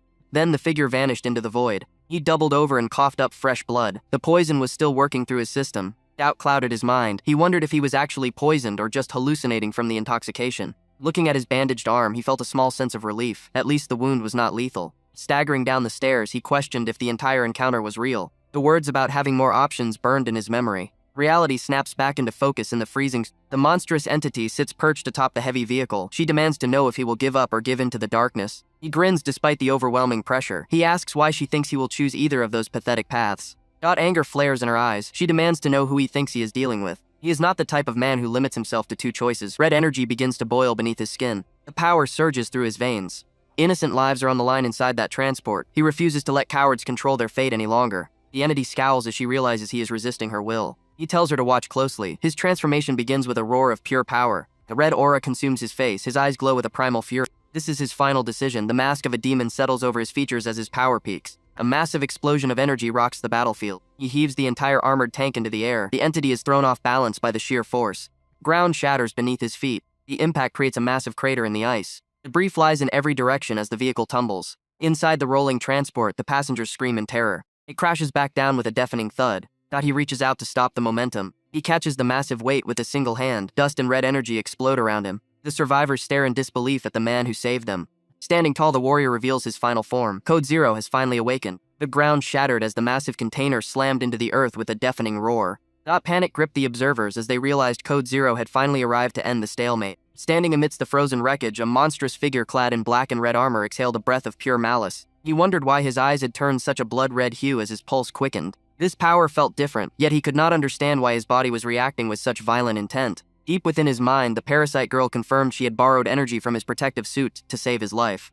Instead of feeling grateful, she told him to thank the dangerous woman who provided the equipment in the first place. He sensed her deep-rooted hatred for the doctor, but there was no time to argue about past betrayals. Glancing ahead, he saw the real threat finally making its move through the snow. A bolt of jagged purple energy suddenly tore through the air with lethal precision. It missed his head by inches and obliterated the frozen ground behind him. Dust and debris clouded his vision as the shockwave rattled his very bones. He stood his ground while the purple flames licked the edges of the fresh crater. From the shadows, a new predator emerged and noted how interesting his evolution had become. She was a towering nightmare of tentacles and blades that seemed to defy nature. Her voice dripped with envy as she spoke of his capacity to grow stronger through every trial. Drawing a massive sword from her own body, she prepared to end his journey right there. She revealed that her master wanted his blessing for himself and would stop at nothing to get it. Licking her lips, she confessed her plan to steal that power and claim it as her own. He repeated the word blessings in total confusion while trying to find an opening. The parasite girl manifested beside him and proudly claimed that she was the prize everyone was fighting for. The monster lady watched the girls in the distance and decided to ignore her orders for once.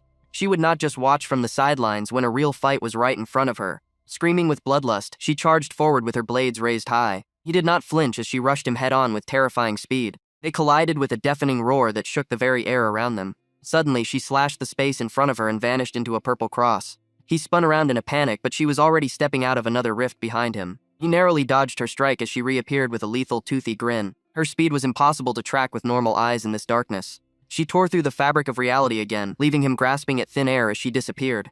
Seeing the cross-shaped gates, he realized she was transporting herself across the battlefield. The parasite explained that she was technically tearing a hole in space-time to move through a pocket dimension. That dark energy was filled with unstable antimatter used to coat her weapons and armor. Looking at her form, he realized her abilities were shockingly close to his own dark origin. He could not understand what that meant for his future or his humanity. The monster lady mocked his distraction and lunged with renewed ferocity. He threw himself out of the way just as her blade carved a path through the stone.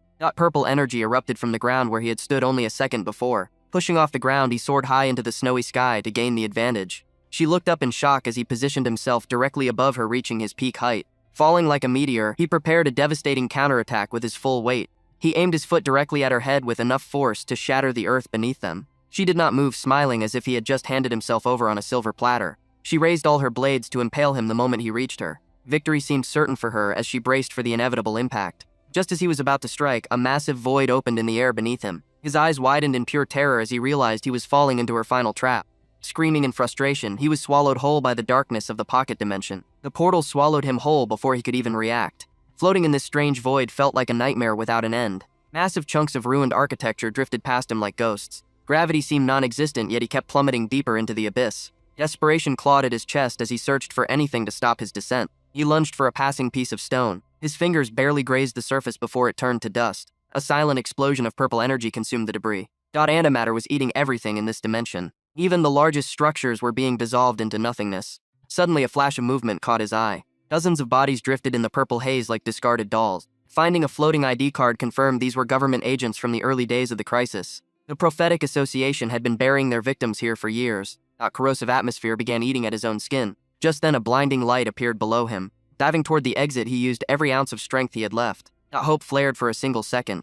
Then the reality of the trap hit him. A massive tear in reality hung over a frozen city. The purple monster smiled as she watched him tumble back into the physical world. She mocked his struggle and licked her lips with hunger. With a flick of her hand, she commanded him to keep falling. Crashing through another portal, he fell back into the freezing sky. The ground rushed up to meet him at terminal velocity. High above, the creature decided to end the game. She reached into her own chest and pulled out a massive organic pillar. The weapon shifted and groaned as it took a lethal shape. It transformed into a gargantuan cannon pulsing with dark energy. A cruel grin spread across her face. She aimed the barrel directly at his falling form. A beam of pure destruction erupted from the weapon. The sky turned purple as the energy surged forward. It slammed into the city below with the force of a falling star. He looked up in pure shock as the light consumed his vision. A strange dark orb sat at the center of the black. Everything around him was pulverized into a swirling vortex of ruin. The impact tossed his body through the air like a leaf in a storm. He crashed into the jagged ice with a bone-shattering thud. The monster descended and claimed that bigger was always better. She taunted his broken body with twisted, suggestive words. He lay motionless in the center of the crater. A familiar voice hissed in his ear to stop daydreaming. Dark energy surged through his veins as his wounds began to knit together. Shards of his broken armor lay scattered across the ice. The blue-haired spirit realized those fragments belonged to her. Pushing himself up, he felt a new plan form in his mind. His eyes burned with a renewed violent light. Red energy began to solidify into heavy links. The chains wrapped around his arms with a metallic ring. Power flooded back into his tired limbs. He stood tall, wreathed in glowing red restraints. Whipping her into shape was the only way to handle a woman this crazy. The chains lashed out, ready to claim his revenge. The monster's gaze felt like a death sentence. Chains of pure energy rattled against its chest as its true power awakened. Observing the transformation, the purple-clad entity noted that his form looked much more complete than before. Pink energy surged through the air with a deafening buzz. She licked her lips in anticipation of the coming slaughter. Her tongue flickered like a serpent sensing its prey in the cold air. He did not wait for her to move first. A massive blast of purple light erupted from her weapon and tore through the battlefield. Narrowly dodging the beam, he pushed his body to the absolute limit. A giant pink arrow materialized and sliced the sky in half. The collision of their powers sent shockwaves across the snowy wasteland. Two opposing forces clashed with enough pressure to level the city below. Light and shadow fought for dominance in a frantic dance. Everything vanished in a blinding explosion of violet and rose. Dust settled as she realized their attacks had canceled each other out completely. Moving with impossible speed, she soared through the falling debris. Frustration boiled in her eyes while she braced for the next round of combat. He lashed out with a horizontal strike that cut the very air itself. Her confidence wavered for just a split second. Another massive eruption shook the ground beneath their feet. he realized that he finally possessed an option for lethal ranged attacks. A heavy pink chain slammed into the ice, anchoring his resolve. Suddenly, the crazy woman appeared right behind him by bending the rules of space. A cold click echoed as she leveled her weapon at his skull. The weapon fired with a thunderous bang that shattered the silence. He barely moved his head in time to survive the execution. She grit her teeth and swore that he would not be able to run anymore. Spinning his chains, he created a lethal vortex around his muscular frame. The links of metal whistled as they gained terrifying momentum. He launched a massive pink projectile straight at her heart. Mockery filled her voice as she asked if that was really all he had. She leaped into the air and dodged the massive spear with ease. Escaping into a pocket dimension seemed like her only safe bet to regroup. A glowing portal opened to swallow her whole and hide her from his wrath. She mocked him one last time, claiming he never stood a chance. He watched her retreat with a predatory smile hidden behind his mask. She laughed while sinking into the darkness of the rift. A metallic snap silenced her laughter instantly. Terror gripped her heart as she realized a chain was wrapped firmly around her arm. He whispered that he finally caught her. The chain did not break. It followed her right through the portal into the void. With a savage roar, he commanded her to get back over here. She was yanked out of her safe haven like a hooked fish. He swung her through the air with enough force to break her spirit. He planted his feet and prepared for the final devastating strike. His fingers tightened around the glowing links of his weapon. Charging forward, he became a blur of red and white fury. She looked up just in time to see her end coming for her. The impact was cataclysmic as his fist connected with her chest. Rocks shattered and the earth groaned under the immense pressure. She coughed up a spray of purple blood that stained the snow. The fluid dripped slowly onto the cold ground in the aftermath. It stained the darknesses of the battlefield with the mark of her defeat. His vision blurred and then cleared with a sudden jarring snap. He was standing in front of a familiar house, his body glowing with a strange starlight.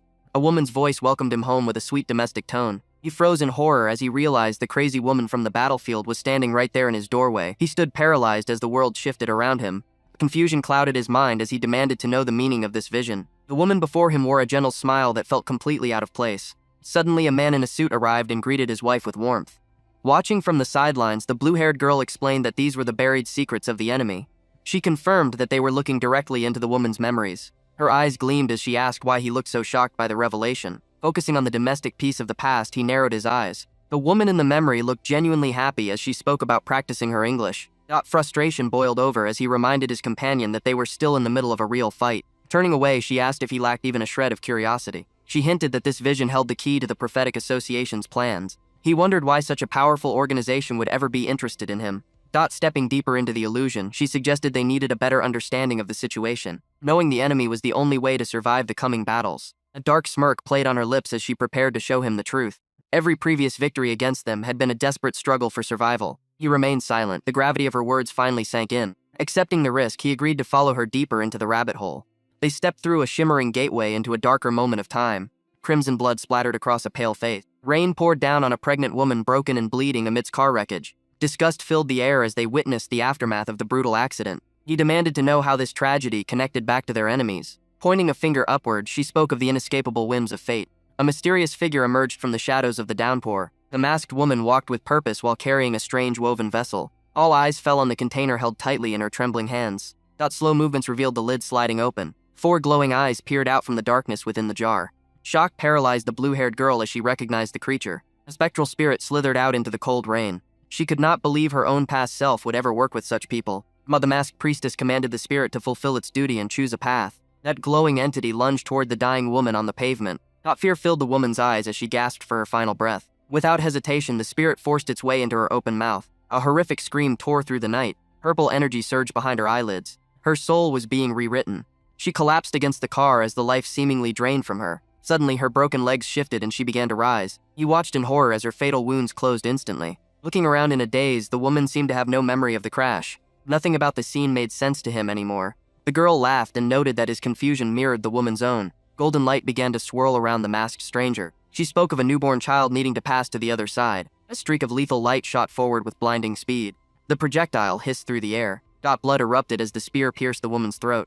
The masked figure silenced the world while claiming death was only the beginning. Death was supposed to be the final curtain. Opening her eyes, she found herself surrounded by neon lights and the smell of cheap alcohol. A stranger's tongue grazed her skin, sending a wave of revulsion through her core. The sensation was oily and vile. She lashed out with a stinging slap that echoed through the VIP lounge. Panic set in as she realized her stomach was empty. Her hands trembled against her dress while the memory of her unborn child surfaced. Flashes of a masked woman and a brutal car accident flooded her mind. Suddenly, armed men closed in to end her second life before it truly began. A crushing void opened within her chest. It felt like an endless cold abyss. A woman tried to plead for her life, claiming she was just a confused newcomer. The hammer of a pistol clicked into place. This man intended to teach her the rules of the Antonori family through blood. She stared at the barrel with hollow eyes. A thunderous bang filled the room as the bullet found its mark. Her body slumped onto the table amidst scattered bottles. Looking down at her, the killer lamented the waste of such a beautiful form. A predatory grin stretched across his face. He began to unbuckle his belt to claim a final sick prize. Purple veins began to pulse with a rhythmic, ghostly light.